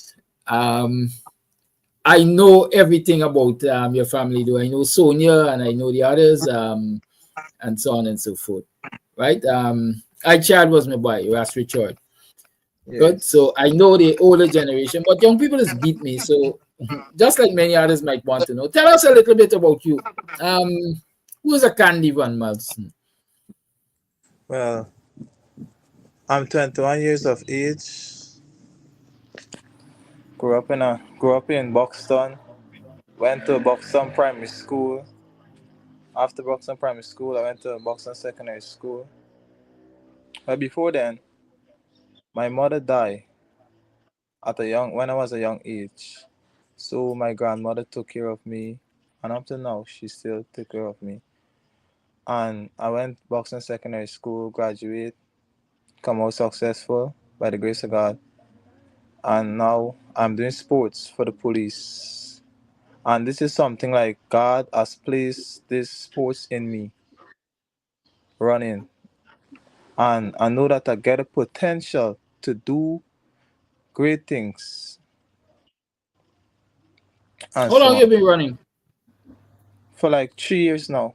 But I used to run primary school and secondary school. I used to do like running, but like not like so serious. But after like last 2 years, last 3 years, then it's when I take it more serious. I'm sorry, I understand that you're trying to further your athletic career. Let me call it that. You've applied to school in Jamaica? Yes, GC Forster College. And I check up GC on the Forest College. Forster College, yes. Right. And I'm sure that is where you expect to get the best coaching and so on and so forth to enhance your abilities. Yes, we got a school has bring out great athlete that make it to the Olympics and still doing good. All right. So on Sunday, tell us about this takeaway lunch. And before that, some people are asking, have you approached any of the ministries, any government agencies or so on, so to assist you in getting the financing to go to this college? Yes, I went to Ministry of Youth and Sports, Culture and Sports. I sent letter to the president. The president sent an acknowledgement letter for me to go to Ministry of Finance. But that was since May the 23rd. And they like taking long. I reaching out back to them. They say minister get a letter. He ain't sent nothing as yet. Minister get a letter. Then I go into Ministry of Culture and Sports. I ended up meeting with Mr. Ramsden, and I spoke with him. When I told him that he see the thing, and he said, "Oh, this is not scholarship letter. This is not a scholarship. This is just an acknowledgement letter, like that you get accepted to the school." And he said that they don't help people like this here, so like for the old fee. He said that if the school pay the tuition, they will pay the rest of the money. Cause like 9,000 US now. He said that they got pay the 3,000 more. So I asked that if I have someone to pay the tuition for me, if they will help with the 3,000. He said no, they can't help with her. They only just help people with like that get a potential. He said that if I ask many people if they get a potential for do they say, they will say yes, they get a potential for thing and what's not. And they could get accepted to the school. And that was it. I just tell them thank you and just leave it as that. All right, so for those persons who've been asking, especially those who come and represent the minister and the government here, let me say I'm not, I don't even need to say I'm not making this political, because quite frankly, everything that affects our lives is political. I'm not looking to drag this young man into any politics of such. But when I played your video a few days ago, seeking help and so on, somebody came up and asked if you ask the minister for assistance, or the Ministry of Youth, Sports and Culture. So in your own words, you did ask him, and they have already answered. In short, I ain't helping you. I can't help you. Well, I ain't willing to help you, because look, $10,000 is joke money. $10,000 or 2 million Ghana dollar, right? 2 million Ghana dollar. The government can't sponsor this young man to go to college. Thing. Is really, really botheration and sickening. But so Akandi is now trying to raise his own funds so that he can pay his way to go to the athletics college in Jamaica there, so that he can enhance his ability and in his own words again, seek to do Guyana proud. He wants to be the first medalist in the 4 and 800 meters to Guyana at the Olympics. And I'm sure that we here can definitely assist him. And so let me ask you this. I know you advertise. What's your phone number? 759-5107. 7595107. So that's your MMG number, I understand. You can send MMG to that number if you are here locally, or if you have a local contact, and you can send MMG to that number. Most of my viewers, or a lot of my viewers, are overseas based. So you're going to have to work out some way in which they can get you some money. As a matter of fact, one person whom I will not call his name is supposed to be in Jamaica over the weekend, and he was asking for your contact, assuming that you were in Jamaica because he had some money that he was going to give to you. Good. Anything you want to tell us that perhaps I didn't ask you about? Yeah. How you feel about this refusal of the minister to help you and the push around by the government to get that little financial help? Well, at the point, I feel like done, right? But I still put my trust in God and said, oh, God gonna make a way. God got always create a way when it seems no way. And I just keep pushing. I just left it behind and said to go to other places and so on to get assistance. Very well. So, folks, you've heard it. Makani is here and he's telling us his story. He grew up in tough times, like I said to you earlier, since I played the video. I know the challenges of the family. He has just mentioned the fact that his mother died while he was yet a toddler. He was in his early years of, growth when his mother died. And his grandmother has been taking care of him. She too has her challenges, I can tell you that. She's older than I am, so you can imagine that she's a real granny now. And so the physical strength and so on that she must have had in those early years or his formative years obviously will not be there, right? And so he's asking for assistance. We are a community. The Camps family usually always steps up and assists those who need assistance. We have a couple of people in college who should have completed their masters and so on. Now, I hope some of them listening. And if you are completing your masters and your degrees and so on, and you are working for big money, it is time to give back. Pay it forward. Akani is here and you need some help. So if you benefited from our assistance here, why not help somebody else to achieve their goals too? Right? I ain't trying to embarrass you. I ain't pelting stones at you and so on. But that's how we help each other. Right? We help you to get up, like Dr. Hines always says. The community and his aunt especially invested in him so that he can do what he can do and so he can help out. And when does school begin for you, Candy? When you are expected to be in Jamaica to start this college, this school? I'm supposed to leave the 20th of this month because school starts September the 1st. I'm going to do medical and different turnaround. All right, so you have medical and other investigations to be done, and Yes. you're supposed to leave here the 20th, and school starts on the 1st of September. I being a politician and political activist, I'm going to ask you straight up, what happened with your vote partner? Pardon me? I said, what happened with your vote? When you fly out here the 20th of August, you got voted on the 1st of September, banner. What gonna happen with the vote? That's why I'm studying for push back the flight to like this sometime after, like the day after or something. All right. I assume you're close with Sir Dion. Must talk with Sir Dion and see what arrangements can be made with him in terms of you being able to vote and get to college and all of that, right? Talk with him. He might have some advice to you. Good. But this as a political activist, every vote counts. Right? Yes, folks. So you hear it. He's supposed to start classes at school on the 1st of September. So his projection is that he should be airing out of here by the 20th of August. I don't know. The best I can think about right now is if you want to contribute to him via Zelle, via Cash App, you feel free to use mine. Ensure you indicate that it is for Candy, and I will do the necessary. Right? So I'll collect whatever you send and I'll be able to hand it over to him, hopefully in a timely manner. Because I'm sure he doesn't have any overseas account and so on and so forth. He and them big shot and them banners say don't put all your money and telling people they can't give them $10,000 to further their abilities. And these are the people who talk about having the interest of youth at heart. Good. And so let me tell you, all you young people listening, because you're still listening. Again, I'm politicizing this thing, but we're sharing information. Arbinani says that every athlete in this country is going to get assistance in terms of scholarships and stipends and so on. As a matter of fact, he said he's going to be paying athletes to be just that, athletes. And for me, that is really people-centered. And I think we have the resources to help us to do that in the next government.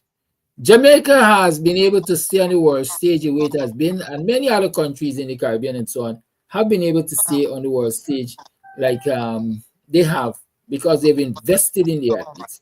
In Ghana, you gotta go to work, and then you gotta go to training, and then you gotta get up and work again. It's really, really burdensome and cruelty, if you ask me. It's for the love of sport that a lot of our sportsmen and women survive. So I have a phone number for you, 759-5107. So take that number, Candy, 759-5107, and you will call that individual. It's a Buxtonian. I got she named up on the screen anyhow. She named Dennis Booker. You know Dennis Booker? Dennis Booker. No. I might know Your grandmother knows she though. Definitely know your grandmother knows she. 759-5107. Is that your number or her number? What's the number? 751. That's my number. 759-5107. There, that's my number. Oh, so Dennis was just repeating the number for you. But I know Dennis said she's going to set up a little blind for you. So we're going to listen out from Dennis and hear what comes through. And I am giving you my assurance. Our viewers and the camps community is going to assist you in whichever way possible. Right? So all of it. Tell us more about this takeaway lunch before you go. When is it? Where is it? What time lunch is being served from and so on? Lunch is being served 12:30. 12:30. It will be taking place at Charlie's Place on the road top before Company Main Road. Start at 12:30. Left hand side going east. Pardon me? Yeah, I was telling them on the road top, left hand side going east. Left hand side going towards Borby's. Just over the corner that follows Church of God Road. Charlie's Place is right there.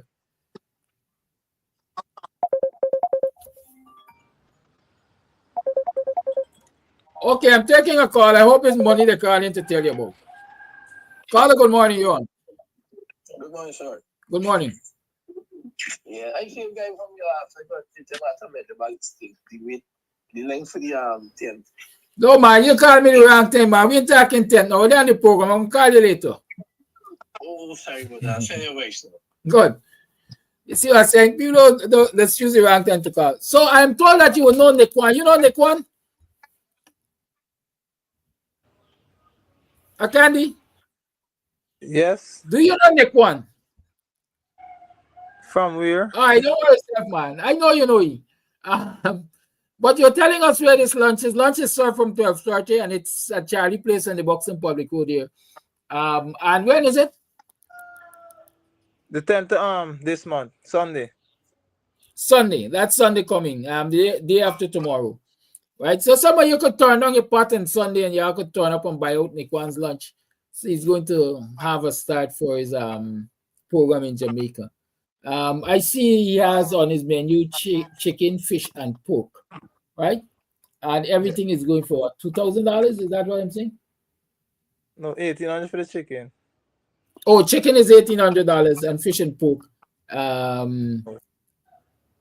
Right. Fish and pork is $2,000 each.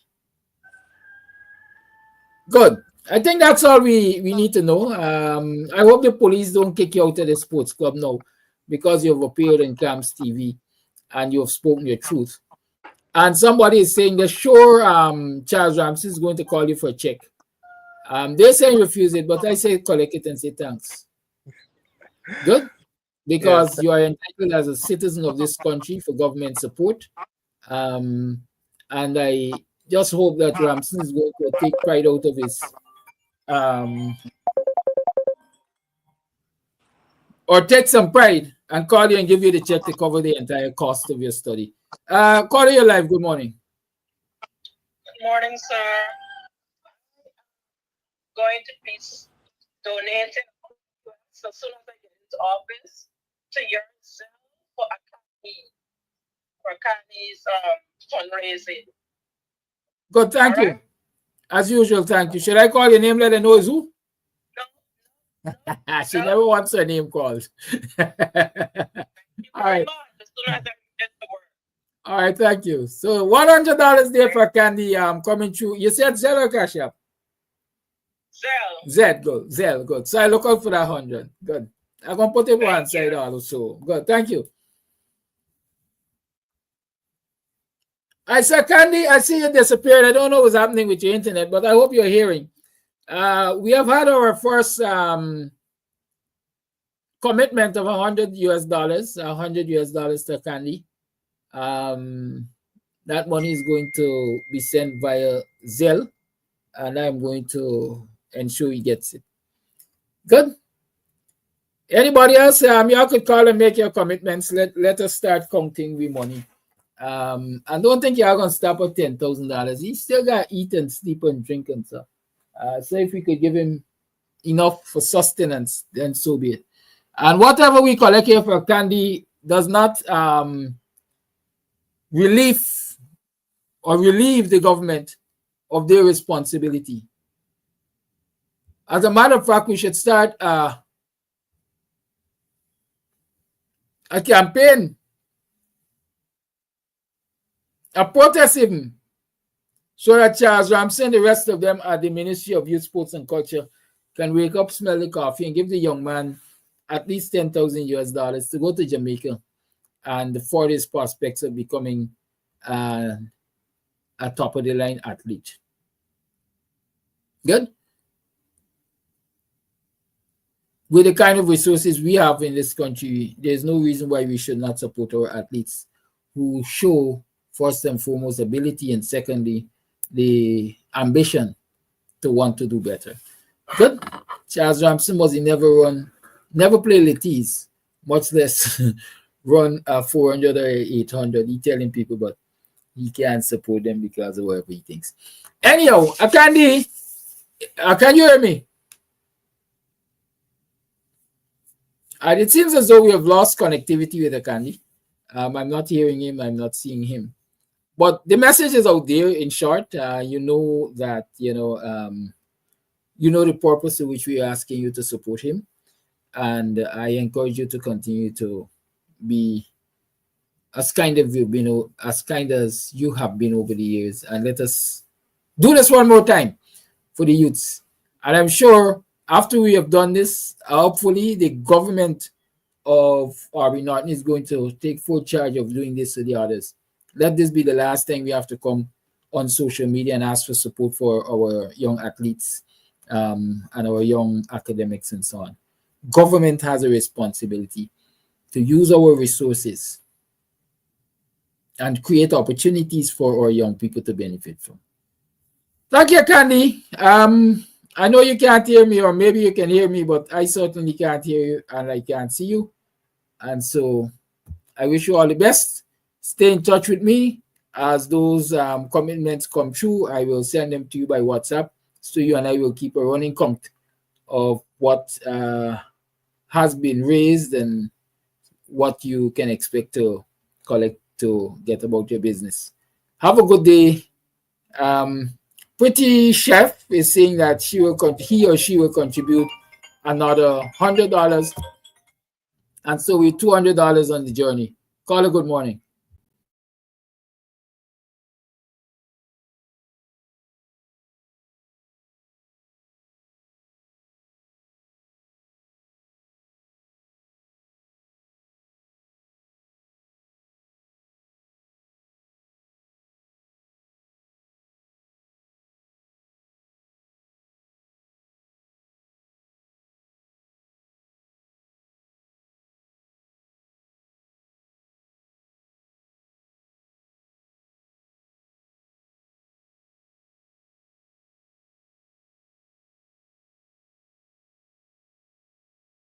I am muted, yes.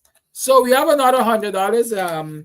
Pretty Chef is saying she or he will send $100. You'll have to hit me up on WhatsApp, Pretty Chef 6225933, so I will know exactly who is Pretty Chef and the means by which you're sending that $100 and so on, right?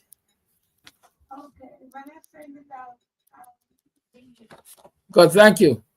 And then this is another Buxtonian here committing $100. I know that Buxtonian for sure. And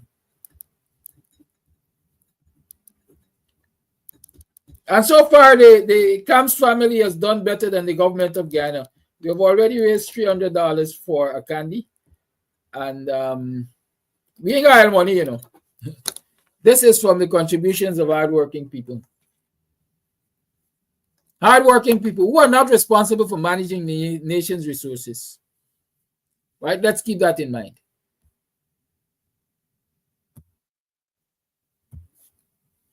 Good. So it's Free Talk Friday. It's 7 minutes past the 8 o'clock hour. And we're going to talk. I just recognized something I did. And I thank God. Sometimes I laugh at myself, you know.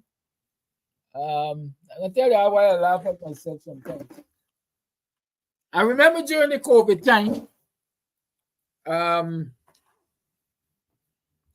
during COVID, there was this professional, I think he was in Canada, and he was partaking in a Zoom meeting. And the only thing he had on was a shirt.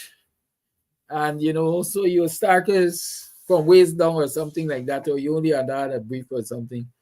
And he totally forgot, absent-mindedly, he got up on the camera, caught him like that. And everybody was in a state of madness after that. I just realized I got up to look for pen. And so the lower part of my anatomy most likely was visible on the screen. It wasn't my intention to show you what I'm wearing below the waist and so on and so forth. So forgive me if you saw anything that doesn't look appealing to you below the waist. Sometimes we just do these things and we don't even realize we do them. Right? Good. So thank God I got down close. Good.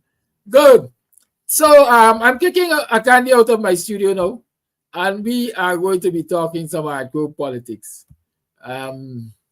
Good. We are going to be talking some hardcore politics. And I want to start with this. I hope young people are on this program this morning, because my good friend Flash Gordon tells me not to go on TikTok. TikTok is the entertainment. I tell him every day, you know, TikTok is the education, because the other night I was on TikTok and a set of youths were there and they've been saying all kinds of things, you know, like the coalition, APNU, Andre Granger didn't do anything for young people and so on and so forth. And I keep telling them, you're wrong. Right? As a matter of fact, the other night, one of them dared to tell me that the PPP and the PNC or the APNU are the same, because all the years they've been managing this country, and this country is in a state of underdevelopment.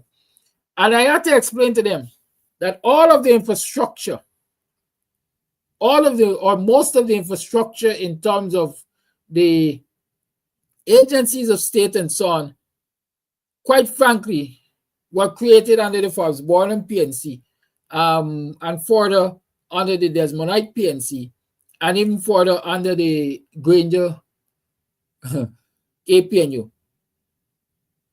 If you look at the achievements of this country from Forbes Burnham PNC to David Granger APNU, you'll recognize that that group of people known as the PNC or APNU or whatever you want to call them has always exhibited superior management of Guyana's economy and Guyana's resources. They have had their challenges with access to resources and so on. They've had their challenges during the period of the Cold War and so on. But they have never had access to the kind of resources that the PPP has. But they have achieved so much more than the PPP. Policy-wise, they've shown that they are superior thinkers and superior managers to the PPP. And I'm going to show you another case that bears me out on that. And that's why I'm saying I wish the young people were out here and listening. Right? I saw in today's Sky Chore News. Let me throw it up for you. I like Trop, so people can see what I'm talking about. In today's Sky Chore News, I'm going to read the story first, and you see, I want to say this. I will always knock the media for laziness, because I think some of them does exhibit some serious cases of laziness, right?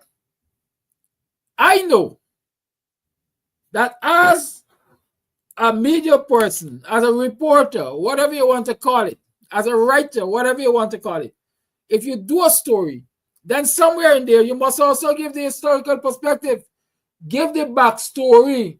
So here is Sky Chore News' headline, 93.8 million day and night care center commissioned. A new $93.8 million day and night care and early childhood development center has opened its doors in Anna Regina, Region 3, ushering in a new era of opportunity for working parents and a direct investment in the fight against poverty.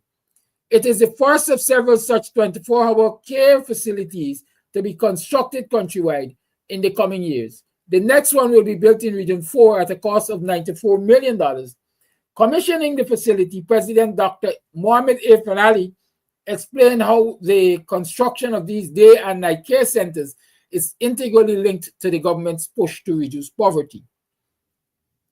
The president said this investment aims to give women who have stayed at home to care for their children the economic opportunities they have missed. Quote, we've all grown up in different homes, but under similar circumstances where we've seen mothers struggle to achieve education if they ever had the opportunity. Today, we have been able to invest in the system, so much so that the majority of our opportunities are taken up by women and mothers. End quote. He said, President Ali mentioned that this facility will empower residents who use it. Quote, today's initiative is about empowerment, giving parents who never had the opportunity to explore the professional possibilities. It's about building equity in the system, end quote, the president explained.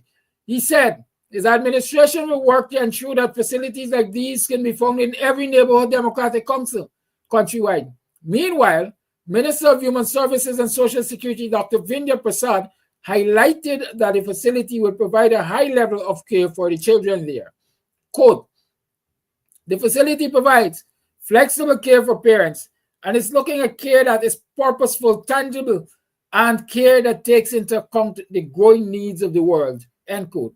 She noted, for the first time in Guyana history, some $334 million has been invested to enhance early childhood education, reaffirming the PPPC's government's commitment to the development of the nation's children. This is in today's Sky Chore News. I'm going to take you way back to 2018, right? July of 2018. And this was the Guyana Chronicle. July of 2018, the coalition government was in office.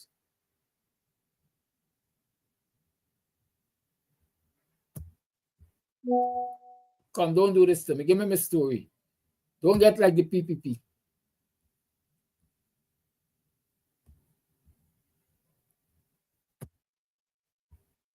Good. Here is this report, July of Early Childhood Center Commission in Linden, July 30th, 2018. So, just by reading this headline, are we saying that the PPP is accurate in saying that this is the first time? No, it's not the first time. This is an idea that was birthed under the APNU. More specifically, as far as I remember, it was birthed under the APNU under the charge of Aubrey Compton Norton, because he was the one who had responsibility for youth development or something to that extent. I remember that distinctly. And so let's go. Finance Minister Winston Jordan with members of For the Children's Sake Foundation that will be trained to manage the facility. Finance Minister Winston Jordan on Sunday opened a new early childhood development center at 1 Mile Wisma, Linden. The simple ceremony saw in attendance Mayor of Linden, Juanica Rindel, Regional Education Officer Acting Keen Adams, Member of Parliament Jamin Figueroa, Regional Executive Officer Orin Gordon, other regional officials and residents. The 38 million facility will be accommodating some 45 children from 3 months old to nursery age and its caregivers will be employed from the community. The funding was made possible by the Caribbean Development Bank. The service will be offered at a very small fee, and an affordable meal will also be provided for the children. Chairing the program, Dekedema Uto, project manager of the Basic Needs Trust Fund, said the center will allow for more parents to be employed after they would have given birth. Quote, we acknowledge that a mother needs to return to work after 3 months. Therefore, for that mother to return to work, she can bring that child to the center. Therefore, we cater for infants after 3 months. We cater for toddlers, for preschoolers, and also, if I'm a parent and my child attends nursery school, that child can come to the center. You two related. Regional Executive Officer Oren Gordon pledged his input into making sure that the building is managed and cared well. Immediately, he said, a security hut will be constructed and a committee will be established to ensure the center is properly managed. Gordon also said that the caregivers will be trained to give the best service to the children. Minister Jordan, in his short address, said the center is not as the basic daycare centers, but is a new model of approach that will enable children to be well positioned by the time they are ready for nursery school. John urged the regional officials and the caregivers to take good care of the facility so that more money does not have to be allocated to its maintenance. The finance minister affirmed that the center is just one of the many plans the government has in store for Linden, adding that these will be made available through the 2019 budget. Quote, we want to assure Linden that we have your backs, so to speak. We are going to do everything possible to assist you in every way, end quote, he said. John also donated 2 floodlights and some play equipment for the benefit of the children who would be attending the center. He also donated a computer to a child who sat the National Grade 6 Assessment Examination. So this is in 2018. The PPP is 7 years later, claiming that this facility that they are talking about is the first of its kind. It's the first time money has been so allocated. Right? I want to say something else. I want to show you something else. Right? When the coalition said it is doing, it does. It has had its challenges, but it has done what it says, or what it said back then that it was going to do, in part. Here, Linden child care providers graduate from competency training, urged to establish their own daycare centers and further their studies. 39 child care providers in Linden, and this is August 1st, 2019. 39 child care providers in Linden are now certified after graduating from the Board of Industrial Training's Early Childhood Development Program. The Ministry of Social Protection, along with the Board of Industrial Training and other relevant agencies, have embarked on a national training exercise for all caregivers who did not undergo formal training. Thus far, for this year, training has been completed in regions 4, 6, and 10. During the training exercise, the child care providers have studied modules which covered early childhood development, preparing an appropriate environment, learning through play, basic nutrition and young child feeding, health and safety, how to be a professional, amongst other things. I ain't gonna read too much more of that. You get the idea. The whole idea is the coalition under David Granger has led the way in the creation of child care centers to cater for the needs of those people, those parents who have children and need to go back to work and can't necessarily afford to pay daycare and so on. It has also provided training to those people who are working in such facilities but did not have formal training. And I'm saying to you, from where I sit, and I've spoken to this many times, that the child care centers and the night schools, I attribute them to the ideas of Aubrey Compton Norton, who now leads the coalition APNU. He was not a man in the driving seat at the time, but these are at least 2 ideas that I remember came from him and were operationalized, and people were benefiting from them. But you know, when the PPP went into office, what they did? They shut them down.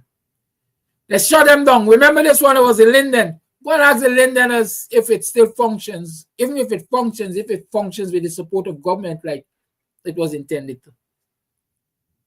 The night schools, the Don's president talk about people going back to school and enhancing their education and so on, taking up education opportunities and so on.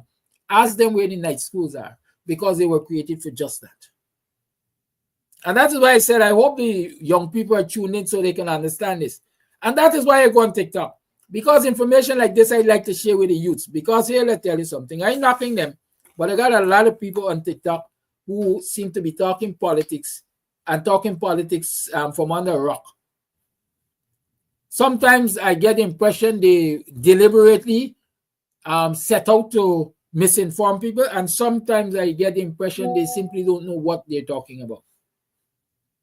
And I want to encourage others like myself, y'all go on TikTok, get into those chat groups and share education so young people understand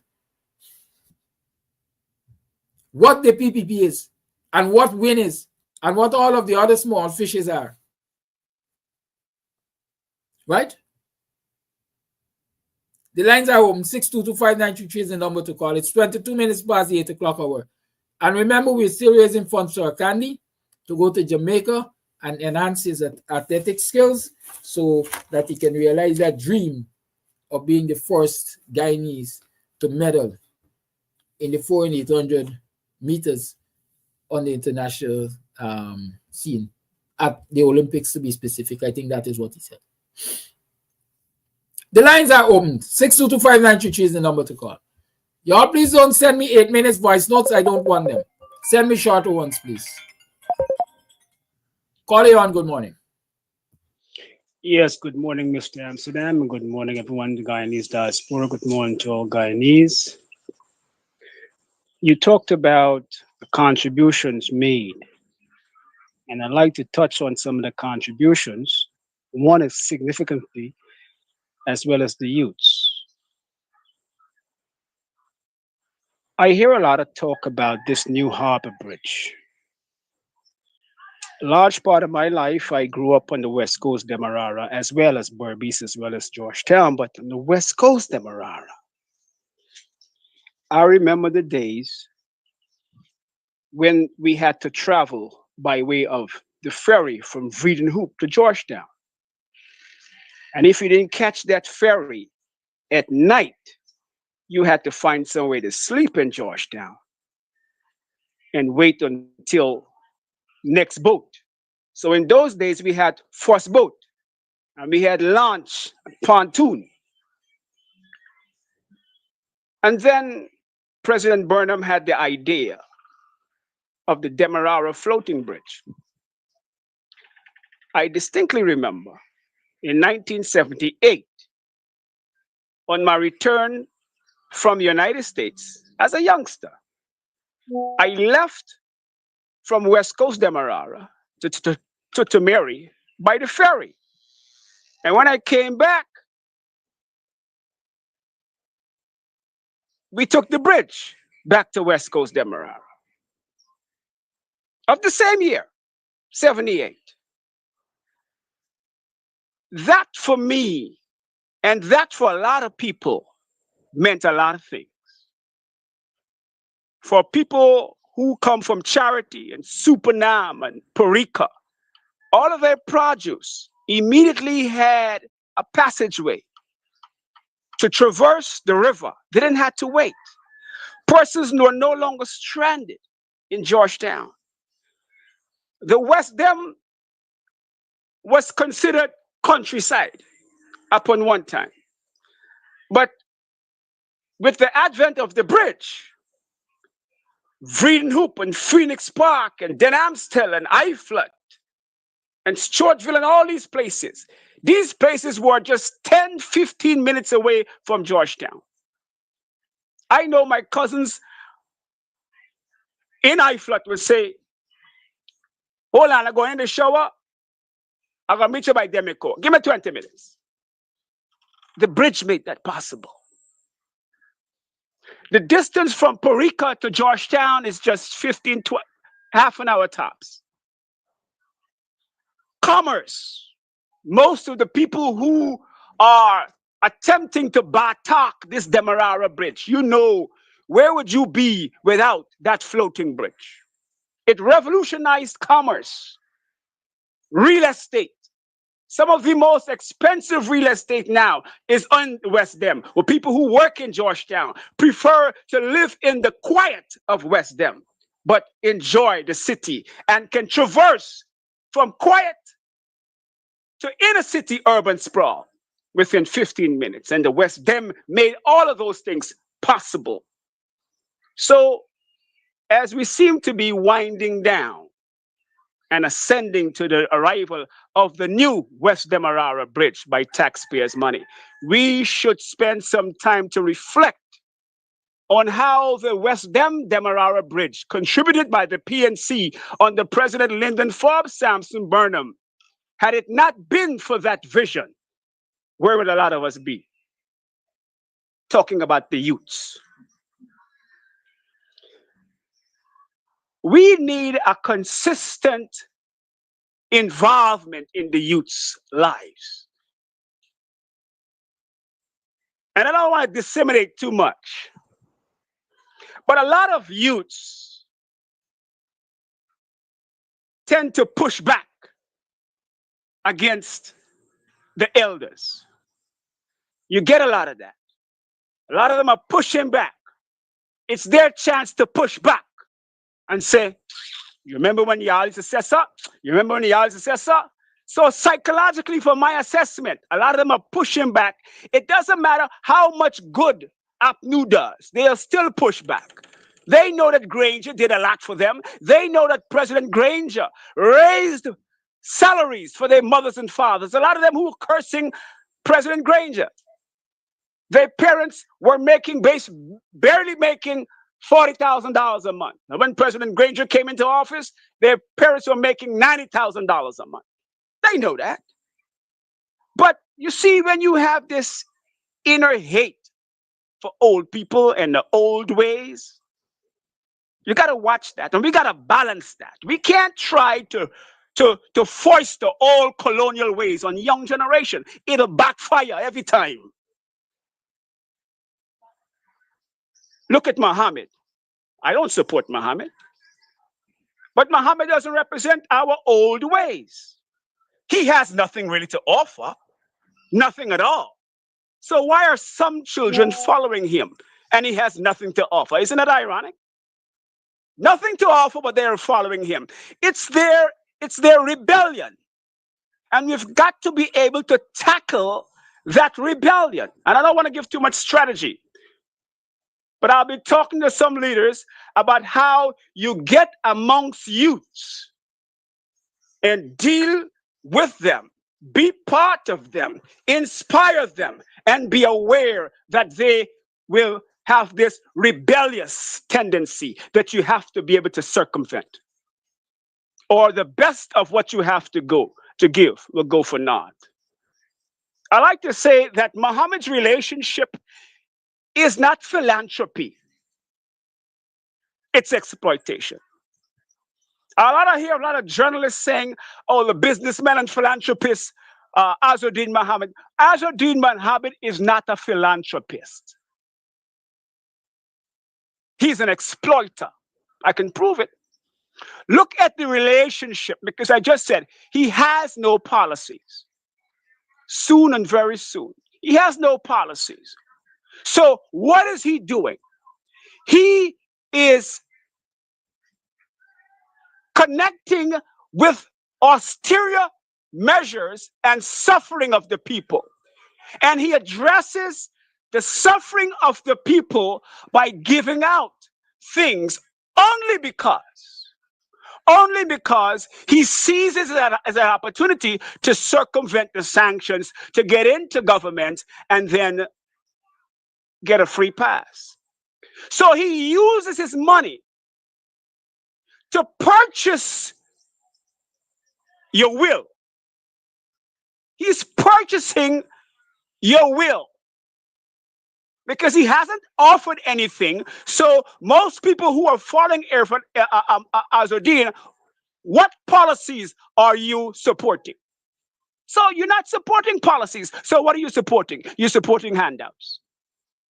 Therefore, it is obvious that the relationship that he has with the people is a money fiduciary exploiting. They want a cup of water in their thirst, and he offers to quench their thirst for their support. That's transactional.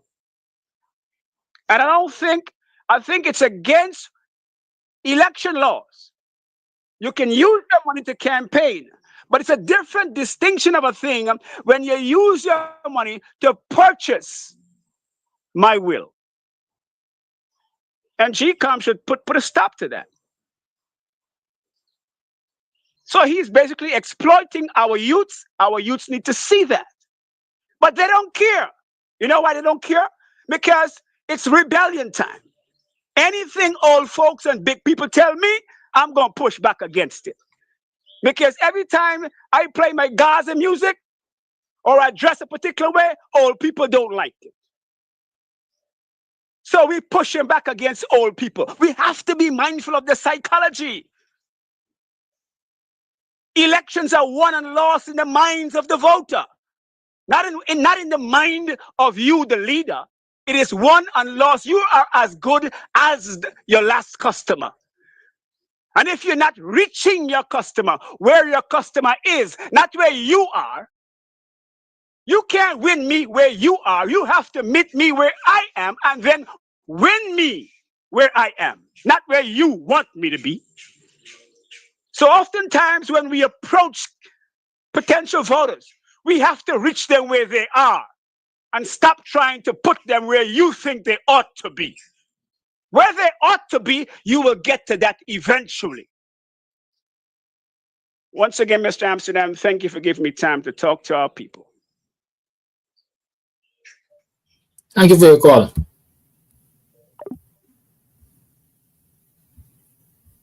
The lines are still open. It's 27 minutes to the 9 o'clock hour. It's Friday, the 8th day of the 8th month in the year 2025.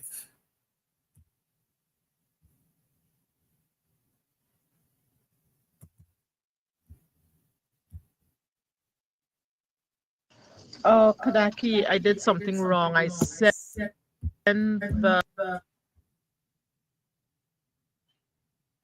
That is not for y'all, so don't mind people business here.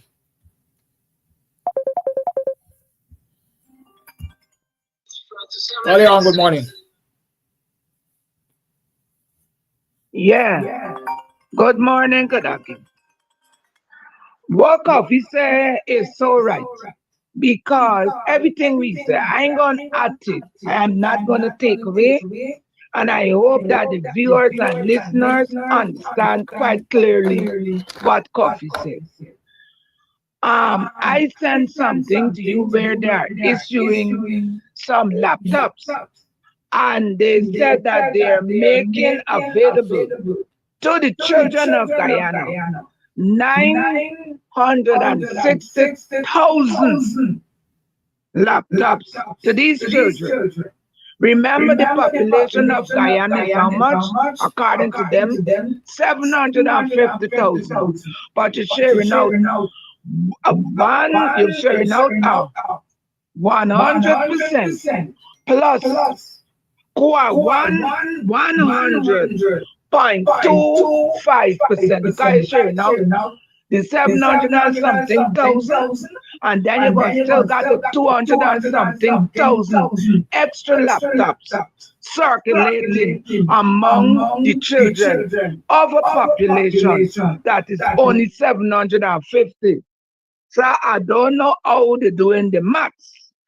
Now coming back to this boy, I wish him all the best in his endeavors.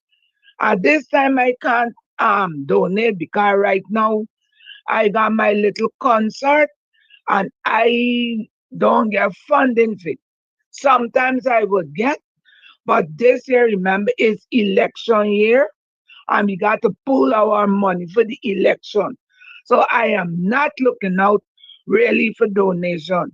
So I got it hard on me, so I really can't, like stretch out there. And according to the schools that they put out, we all know that the PPP does not have any proper manifesto of doing things. They could steal the money from the country, yes. They found the leader, Jagan, but they had this place in 1964. Blood in the ground, fire in the air. Fire eye, the scene is red, red, red. So if they found the leader, not found the leader, their leader was a person who did not study to put anything in place, to leave anything in place other than fires and mayhem and total destruction. You cannot expect the children who come out from them type of parents to do nothing better than what the PPP is continuing to do. They're just continuing it in a modernized way. Lastly, I listen where people said it how people need the opposition to get on airwaves and TV and radio. Right about now, for over 5, 7 years, radio in their meals. I would faster go to social media to get what I want to get. And in this world of advanced technology, you got up to AI, you got it all. Not in your house, me want them your house though. You got all these things. People will fall fastly pick up a cell phone and get all they need to know. That when you go on this thing, the the the PPP had access to the radio and television. And I could remember a day on one of the cuss out thing, Mark played it, where Barrett was telling the people them to go on Facebook, go on social media, don't bother with them, the radio and stuff. So why we got the opportunity to use these modern facilities? We must digress. No, I think we must move forward. Lastly, Mark played the clip. Remember Isabel Young and the famous thing that she did with Barrett. The woman was being given a great award. You know, like when you look at the Academy Awards, they announced so many things, and out of the whole lot, she was given an award for that thing that she did with Barrett Jack Deal. Bye bye. Here we're going on. This length for this tent here, this yard is a long yard, so this tent could move.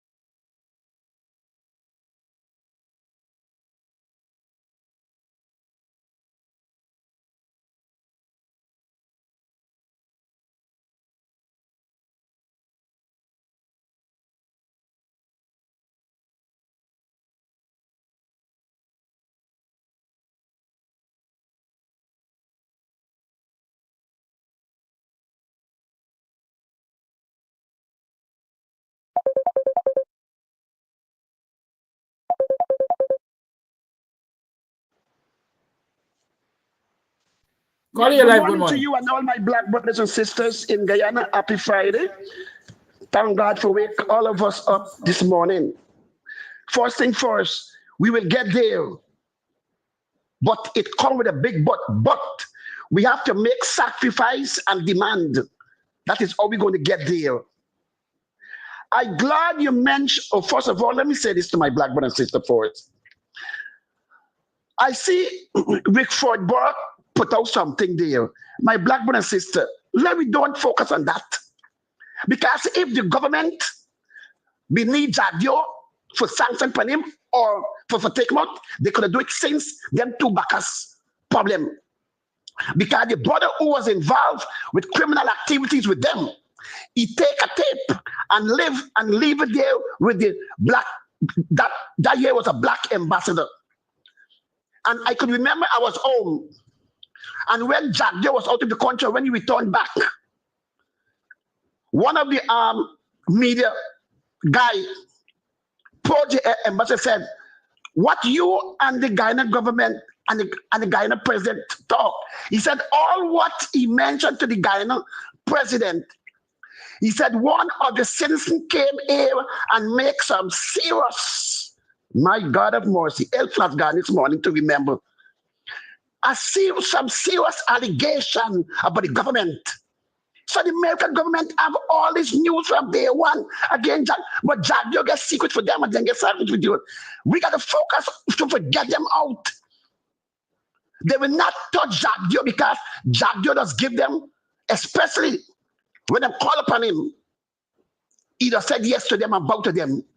Jagdio knew a long time ago that sanction will be go on the market, but he keep that secret away from them. Just how Ramtatan keep the secret from David Granger. When Chawandas tell him, when he offered the job to Chawandas said, I cannot take the job. Me love to come from one first. He said, because I got Canadian citizen. He said, don't worry that. Upon that, Koli for Koli. And he gave that boy that job. And he did not call a meeting with President Granger and others leaders from the coalition. I said, look, something come to my attention and we must stop it now. No, he hid a secret. And look what we understand did again. He joined with Jagdio again for sign for what? Peace. When Jagdio come and said to you, black man was just bow them and go inside. He always show his own people them in the party and the boss. I do all Vincent Adams listen to Little Flat Garden. Why you guys allow Ramdatan? I show are you education brains and the boss all the time. Look who joined with Jagdio again. Marvin joined with Jagdio for peace. So you tell them black man behind him. We got to accept the result. Y'all go and don't cause problem. That is nonsense. It is time for young people. Listen and know that who get are your back. We don't have to preach it every day. Young people could read and write. None of them young people get qualification more than Flash Garden. I only got 4th grade, then get about 6th, 7th, 8th grade. And them in understand? Yes, them understand. If Burnham was alive, Burnham was a tell Mohammed Plain, stop your nonsense. Don't destroy my people them. The only mistake Burnham made for Flash Garden is when he give Desmond Prasad that country. If Burnham, they only give Hampton Green, black people would have never punished today. I just always say on your program. And last before we go, I'm glad you mentioned that Mr. R.B. Norton, our leader, said that he could take care of those who in sports. Let me remind you, Flash Garden put it outside there over and over through a manifesto.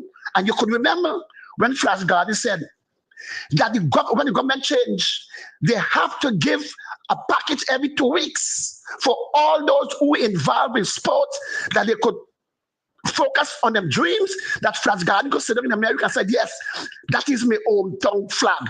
Them get gold, they get silver, they get brass. It's Flash Garden put it outside there many times. The $60,000 is Flash Garden first. You know that.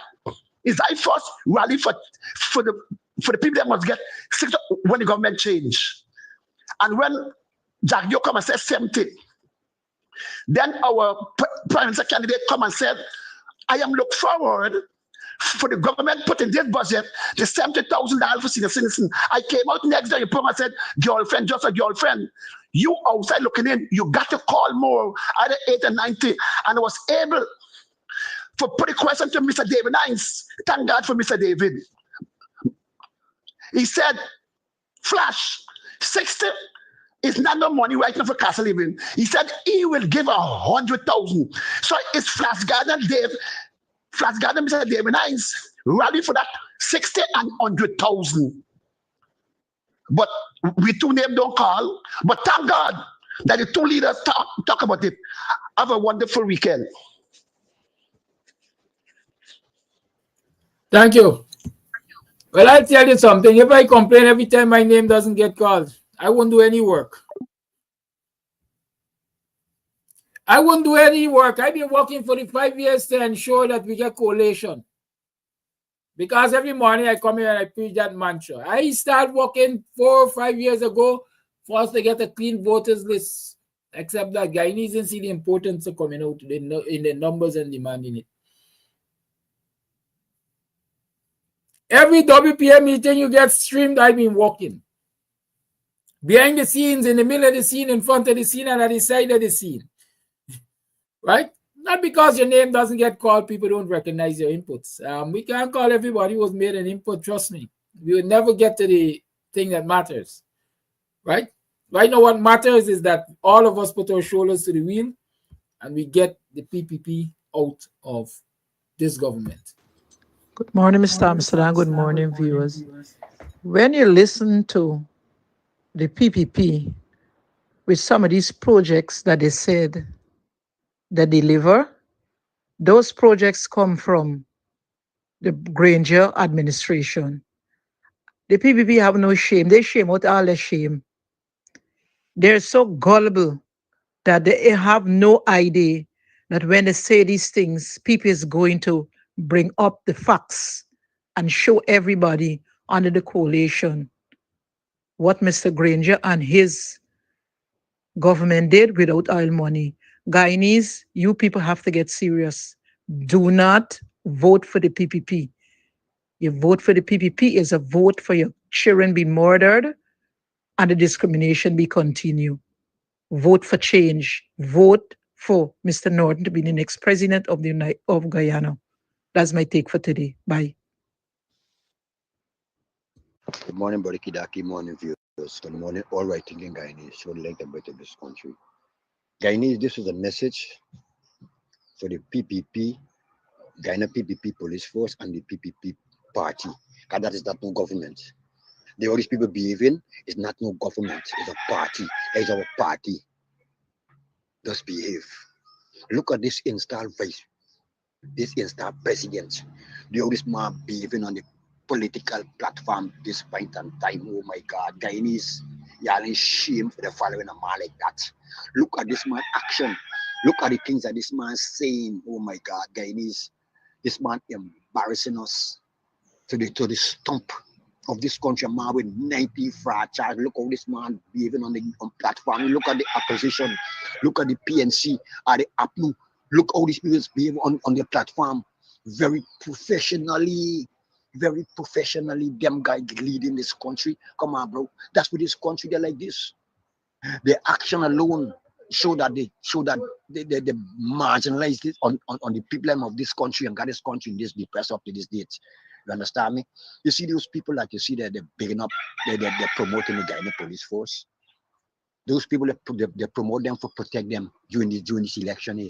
And I want the opposition must take note of these people that they promote and who they promote before. They're using black people, they're using this police force for protect them. And they're using black people. What are they doing to black people? The same black people they're using to protect them. Y'all understand me? At this point in time, look is when these people promoting these people election time. And I want them to take a note of all these people that they're promoting and look at them, how they're going to behave during this election time. So when the right time come, y'all going to know what to do with the guy in the police force. This police force are politicized from top to bottom. From top to bottom in this country, and it's looking very ugly. Very ugly it's looking. Very ugly. Come on, bro. Let me wake up and smell this coffee. Wake up, it's time for we wake up. There's no other time we can't wake up, you know. No other time. This is a wake-up call we get in. This is the president of this cooperative republic, installed president. That is the manner and the way they don't behave on a platform, a national platform at this point in time. Come on, guys, let me be the judge. Oh, we gonna vote a man like that for be a president for us again. This man is very arrogant. This man is very ignorant. This man is very racial. Look at this man. Condemning Mohammed. They're talking about the issue, what they're going to do to the Guyanese, do for the Guyanese people. When I get back there, they're just bombarding all the oppositions. You know why? They're shitting him tank load of shit. Bucket, not bucket anymore. As the same Mohammed meet the PNC and shit, bucket load of shit. These fellas shitting trench load of shit, so to speak. Because I can't see you win election and behaving in them. You don't win election, you get a landslide victory and behaving in that manner. These people are incompetent. These people show that they don't have no regards for nobody in this country but themselves, their friends, family, and favorite Guyanese people. We wake up, man. We have to wake up, Guyanese. There needs to wake up call we getting all this time with this installed government. These people are very racial. You see the ERC. Mr. Abinadon, I thank you from the bottom of my heart for don't go and sign the agreement. That is a one-sided agreement, and you go see what they're gonna do. Everything will go in the favor of the PPP back again.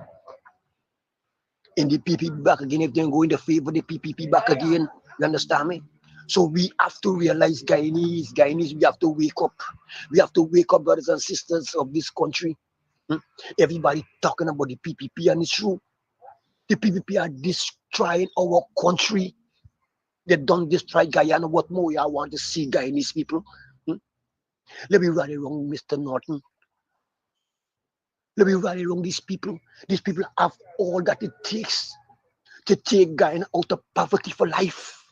Come on, Guyanese people, look at the team that Mr. Norton have with him. Look at the team. Look how these people behave on the platform. Guyanese people, we wake up, Guyana. Guyana, wake up. Guyana, yeah, I got my ancestors crying blood for y'all to see that what we doing to we want people in this country, Guyanese people. Why y'all running by now for these two parties, the PPP and Mohammed? These people was in bed destroying African people, Guyanese people. Y'all do not be fooled. Do not be fooled.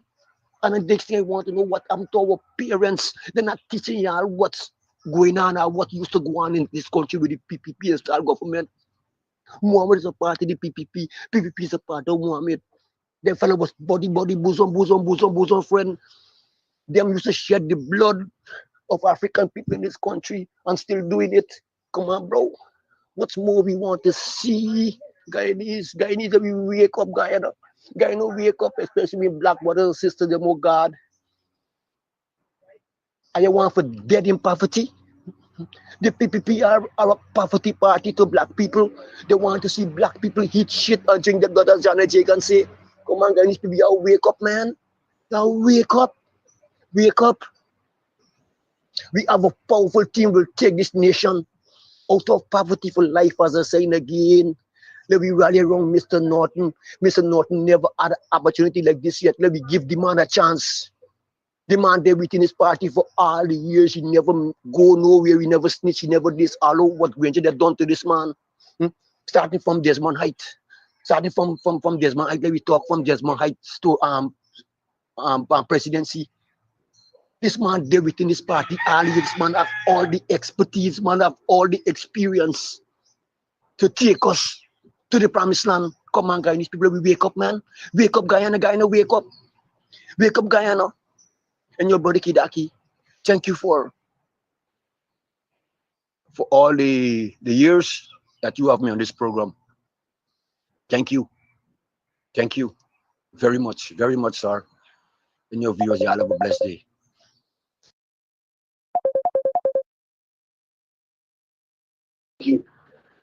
Thank you very much. Good morning, Brother Kadaki. How you doing? I want to talk about this situation that is developing on the parade ground. Now, parade ground, for all intents and purposes, is controlled by City Council, but it seems as if overnight the Ministry of Youth, Sport and Culture has taken control of the parade ground. I mean, within the city limits, no structure should go up without approval of City Hall. And more so, a property, the ground which they control, because it's it's like, in boxing, you get the playground belong, that's controlled by the NDC. Somebody else can come and build on that ground, and you have no say. You can't stop them. And that's what's happening. The mayor yesterday had to declare that the ministry take the mice pass. The council, they're bullying them. And now, why I'm talking about this ground, parade ground basically is a living monument to Africans in Guyana. It is a place where our parents were murdered. They were led to the slaughter there. No, you had what we can consider a kangaroo court, and each one of them, these guys, they appeared in court for them to go to court. They were dragging their coffins behind them, according to some historians, right? Their coffins behind them. In other words, before they went to court, they knew they would have been killed. The decision was made that they would be killed, so they pulled their coffins behind themselves. And at the court, after being sentenced, no, to be killed, they were beheaded, many of them, and their heads were stuck on staves and left around the parade ground as a warning to the other enslaved Africans that this is what will happen to you, right? Those people who were murdered, their spirits are still lingering around that ground according to our folklore. And for us, we should respect that. It should not be a place where people can just do anything. No, the government of 2015, 2019 had placed a small monument there. Right next to that monument, this government wants to build a toilet facility. The same thing as they have done at the Square of the Revolution. Build a toilet. Is it that our monuments are now attracting toilets? Is that what they're saying? They also want to put two bleachers, which will obscure the vision of that little monument, because the idea behind that little monument is that we would have developed the entire ground as a place of remembrance to the 1823 and enslavement in general, right? The plans that were discussed include having an amphitheater in that neighborhood, having uh, a library, and other things which will, so that our people will know what took place there and what took place in general in that period of enslavement. But no, this government, that boy at the Ministry of Youth, Sport and Culture, who is the minister, I mean, he's a minister of culture and he doesn't know what is relevant to our culture of the people, to the culture of the people in this country. So, yesterday, former mayor, former Prime Minister Hamilton Green had held a press briefing there, along with the mayor, deputy mayor, and members of the 1823 coalition, where it was stated categorically that people are willing to die like their foreparents for the upkeep of that ground as a place of memorial. Right? I'm just saying this so that our people know that the PPP continues this land grab, this disregard for people's history, and trying to minimize our presence at all in all way possible. So I think yesterday the news source carried a news item and channel 16. If those of you who have not seen those things, please look at it and you will have a better understanding of the sentiments around that ground. And as a people, I think we need to come out and let the government know that we will not be moved from that ground, and let them understand that we should not touch that ground. Thank you very much, Brother Kadaki. Hello? Thank you for your call. Acknowledged. Peace. Bye. Well, yeah, I know the story there. Central government bullies local government and so on and so forth. And unless people are prepared to stand up and defend what they know they have the constitutional right to defend, we're going to continue to have these kind of situations. I ain't going to say too much more on that. And I know why. Hi, good morning, Mr. Amsterdam. I'm going to brief out David this morning. I got some things on my mind. It's a long time I ain't drop a voice note. First thing first, why is it that you have to be using your platform to be raising funds for our athletes when you have a Ministry of Culture, Youth and Sports who's supposed to be providing any assistance whatsoever, wherever assistance, whether it's by support financially or whatever it is, even if they could not come up with all of the monies, at least half or a quarter of the money, right? Just to assist that young man to go and do we love and do we know to do, right? Why is it that we got to do that? Why is it that you got to be doing that? That is not right. And things like that makes me wild to know that you got a government got hundreds of millions of dollars, yeah, and you can't even say, all right, you know what? Don't bother with it. We gonna look after the expense. You gonna do your thing. Why is it that we cannot? Why is it that this government cannot be doing that? Right? Come on, man. We gotta do better than this, man. We gotta do better than this, man. The minister of constitution suppose something is wrong with that guy, man. Anyway, second thing that I wanted to ask you about quickly. This bridge toll thing. If you could recall, when the coalition was in power, the management for Borbies River Bridge, or the investors or whatever it is, when Minister Patterson, I think was it, that they wanted to drop the Borbies Bridge toll. They threatened them, they're going to take them to court, or I think they take them to court, I can't remember, right? Because they wanted to drop the bridge toll from $4,000 or $5,000 to $2,000 or 2.5 or whatever it is. Now the president announced August the 1st, bridge free toll. No way, 18. Not one of those investors come out and say, Mr. President, you can't be doing it because this is a private investment and you have to consult with us. Now, somewhere on social media yesterday, I think I saw where the government is saying that they wanted to buy overboard this bridge from the investor. You see, you see what I'm heading to. You see how these people stay. But when you guys talk about the treatment and the different level and category of people and the racism and everything, everybody jump up and blaming the coalition.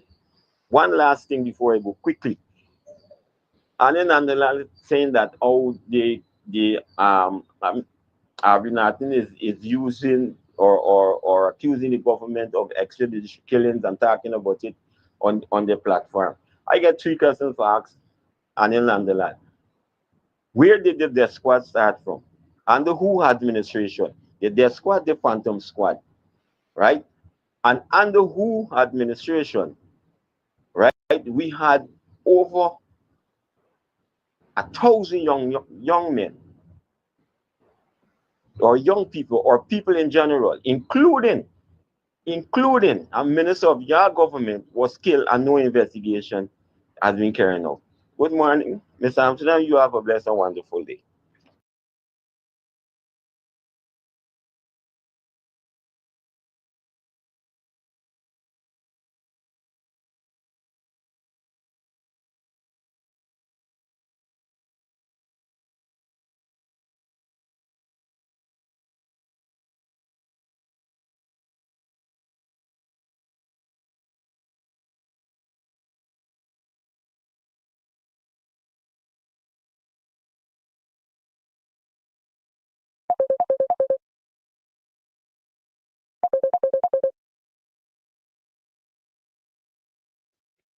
Malian, good morning.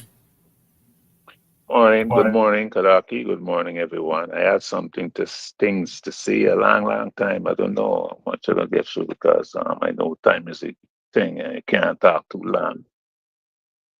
I'm private. I like to stay private. Oh,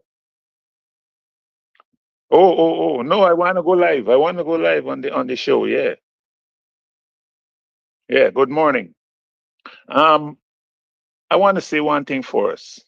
Money is a tool.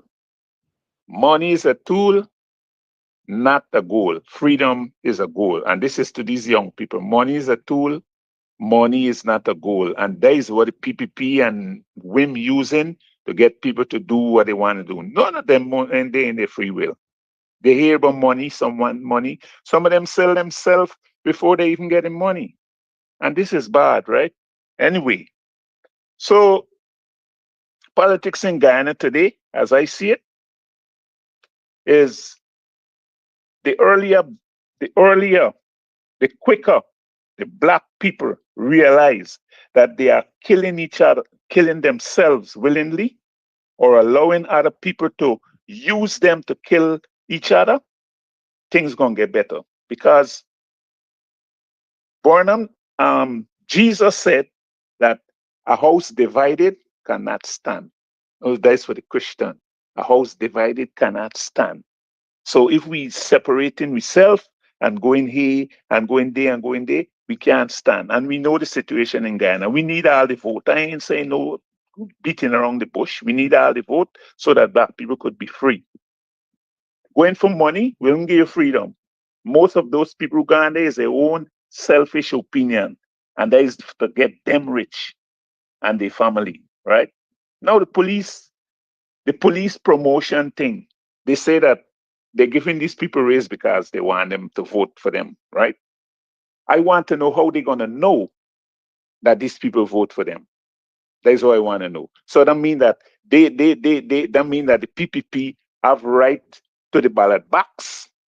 What the police then gonna be voting, so they're gonna go in and see who vote for them and who won't vote for them. So that means it's rigging passing there right away. Hmm? And this thing about electricity with Jack they 1 million. The man laughing on TV. He said this is no secret. This is He says it's no secret, this deal what they make with Santo Domingo. I could tell you, it's thieving bareface. This is bareface thieving. And he laughing on TV that, hey, I'm going to take this money and I can't do nothing about it. That is what I'm going to do. You know, another thing is, right? People seek for the love for power.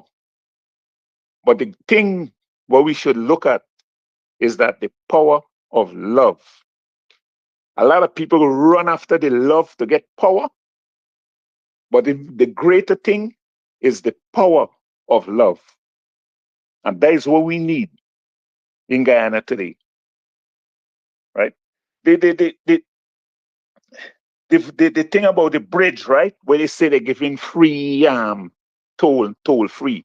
And we know that the government got to subsidize, which means the government got to pay for it, which means taxpayers got to pay for it. And apart from that, I think money laundering gonna pass right there.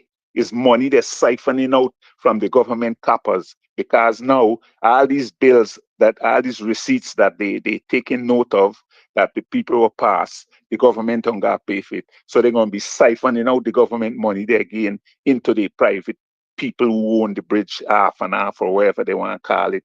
But guys, I don't think the government getting nothing from that. All the money gonna be thieving out there again. There's money laundering, the same bridge story. Check it out, and you could see, right?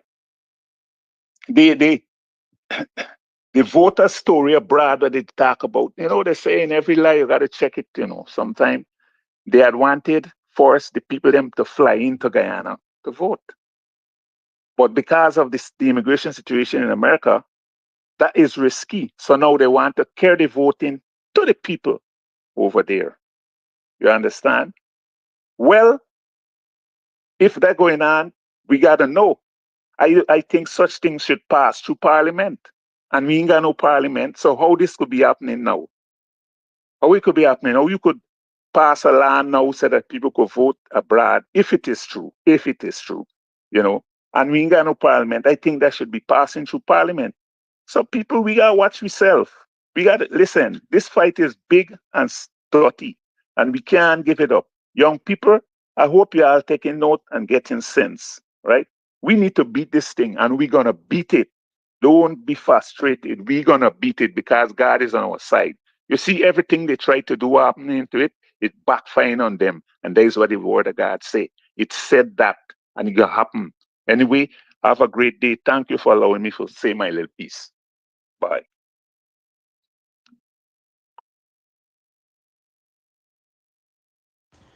Kadaki, blessings and good morning to you, my brother.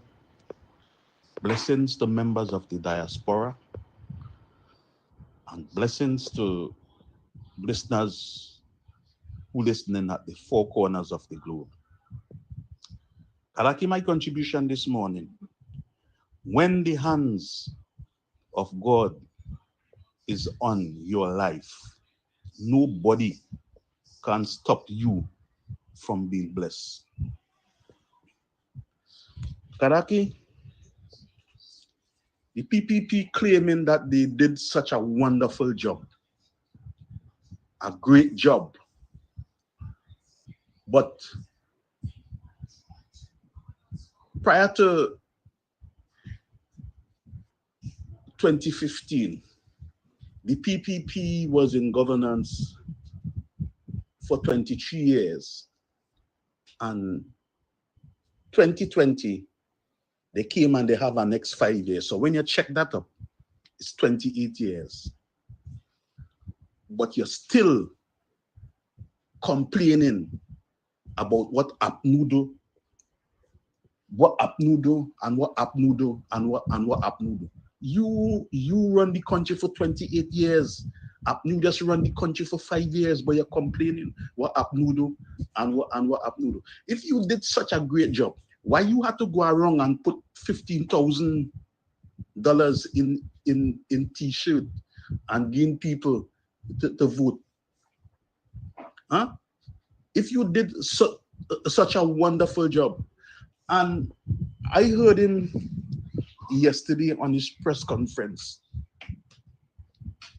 stating that, well, the 19 fraud charges that Ivanari got, when you check him out and think, he want to say, well, then it's chump up charges and Nanalal. They're saying that Nanalal steal books and they wrongfully arrested Ashley Singh.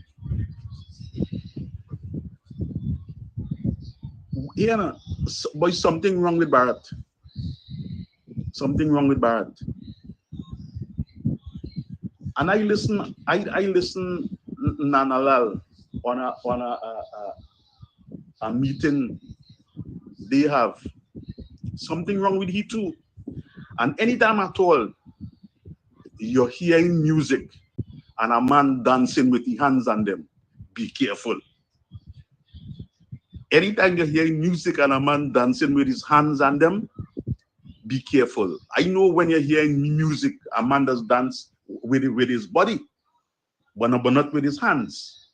So Karaki, have a blessed weekend, and I can't wait to celebrate the victory with the coalition. I can't wait. I am ecstatic. Have a good one. Hi, good morning, Mr. Amsterdam, and good morning to your viewers. I just want to put in my two bits. As I listen to Coffee, it just really edifies us. And my advice to me need to have this program on TikTok to reach the young people so they could be aware of what is going on in and around them. Because too many times the young people are being caught away by the glitz and the glamour. Me, you. As long as they're getting something from you, they run behind you, but they're not seeing the brighter pictures. Like when you want to get a fish, you put a worm on a hook and you throw it down, and when he swallow, you drag it up. And when he think all is well, is in the pot, he end up very dead. However, I was listening to the prophet London. He was saying, "Oh, all the parties should come together to get rid of this government." But in the beginning, why didn't he say that? Why did he form his own party? Why did he go and join with Amanza? Why didn't he tell Amanza, hey, look, I'm forming a party. We go in and join with the coalition. But no, he joined up with Amanza because he want power. Amanza all them want power. Now they're realizing that the tape is drawing in, and without a coalition, they cannot make it. So now he's calling, oh, all them should come together, put aside this and that, and give you what we want, and we come up together as a big party and get rid of the giant. However, I'm leaving that. But as Mr. Amsterdam, what you're doing is a very good job. You're edifying the youths. I'm glad you're on TikTok. At least that's where they are on TikTok and Instagram. So we got to meet them and educate them and let them know that not because Mohammed giving them a little 20,000, 40,000, that is it. The vote is, that is how they vote so cheap for 20,000 or 40,000.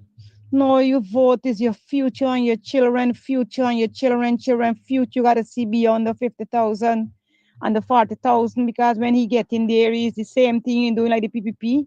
He just use you, and when he done, he make you a doormat. One and two of them might get a position, and when he feel that they're too comfortable, he just push them out, like what they do many of the black people then. So I would encourage our people to try to reach out to other people and encourage them, show them, and encourage who you could encourage. The way to go is the palm, and that's the only way out. We need a new leader, and our leader is don't have no corruption to his name. They can't say nothing about him. He's just a pure guy, and we should give him a chance.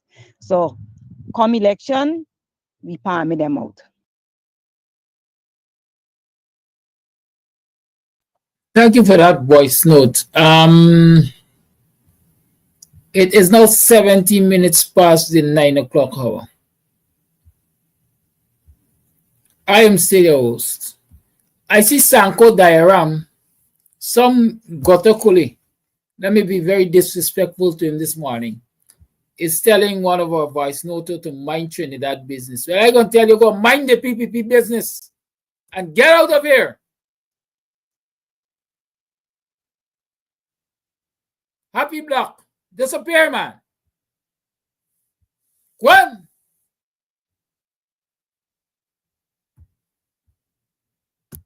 Come here to talk bull.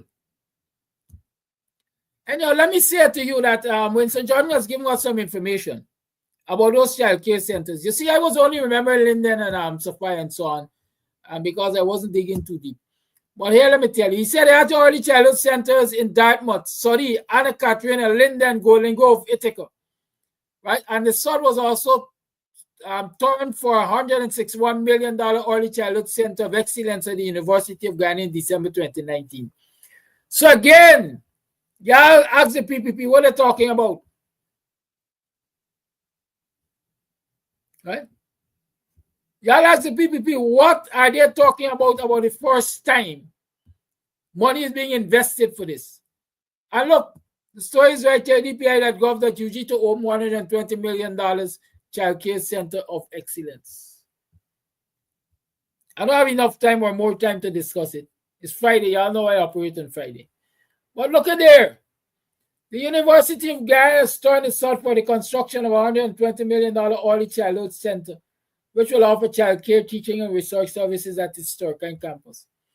The center will be the third of its kind in the Caribbean, following those at the University of West Indies, Trinidad, and Jamaica campuses. With funding from the Caribbean Development Bank and the Ministry of Finance's Basic Needs Trust Fund, the center will provide an appropriate learning environment for young children and research opportunities for the university. I rest my case there. That was in 2019. I can't read everything. Some of you could go and do some research and read the rest. Continue to send me your contributions to the young athlete, Candy. So far, I see we've raised $600, $610 based on commitments that persons have given me, and I will continue to look out for those calls and contributions. Let us make this possible for Candy, and then we're gonna hold one big handing over ceremony and put Charles Ramsey and the rest of the PPP government to shame, because they're sitting on real money and they can't sponsor a young youth, an aspiring young man, with $10,000 of our money. That's what they just going to pick fair with. That's what they just take care of the child, sell chick with. That's what they just gamble out at the casino in a day, a minute, or hour.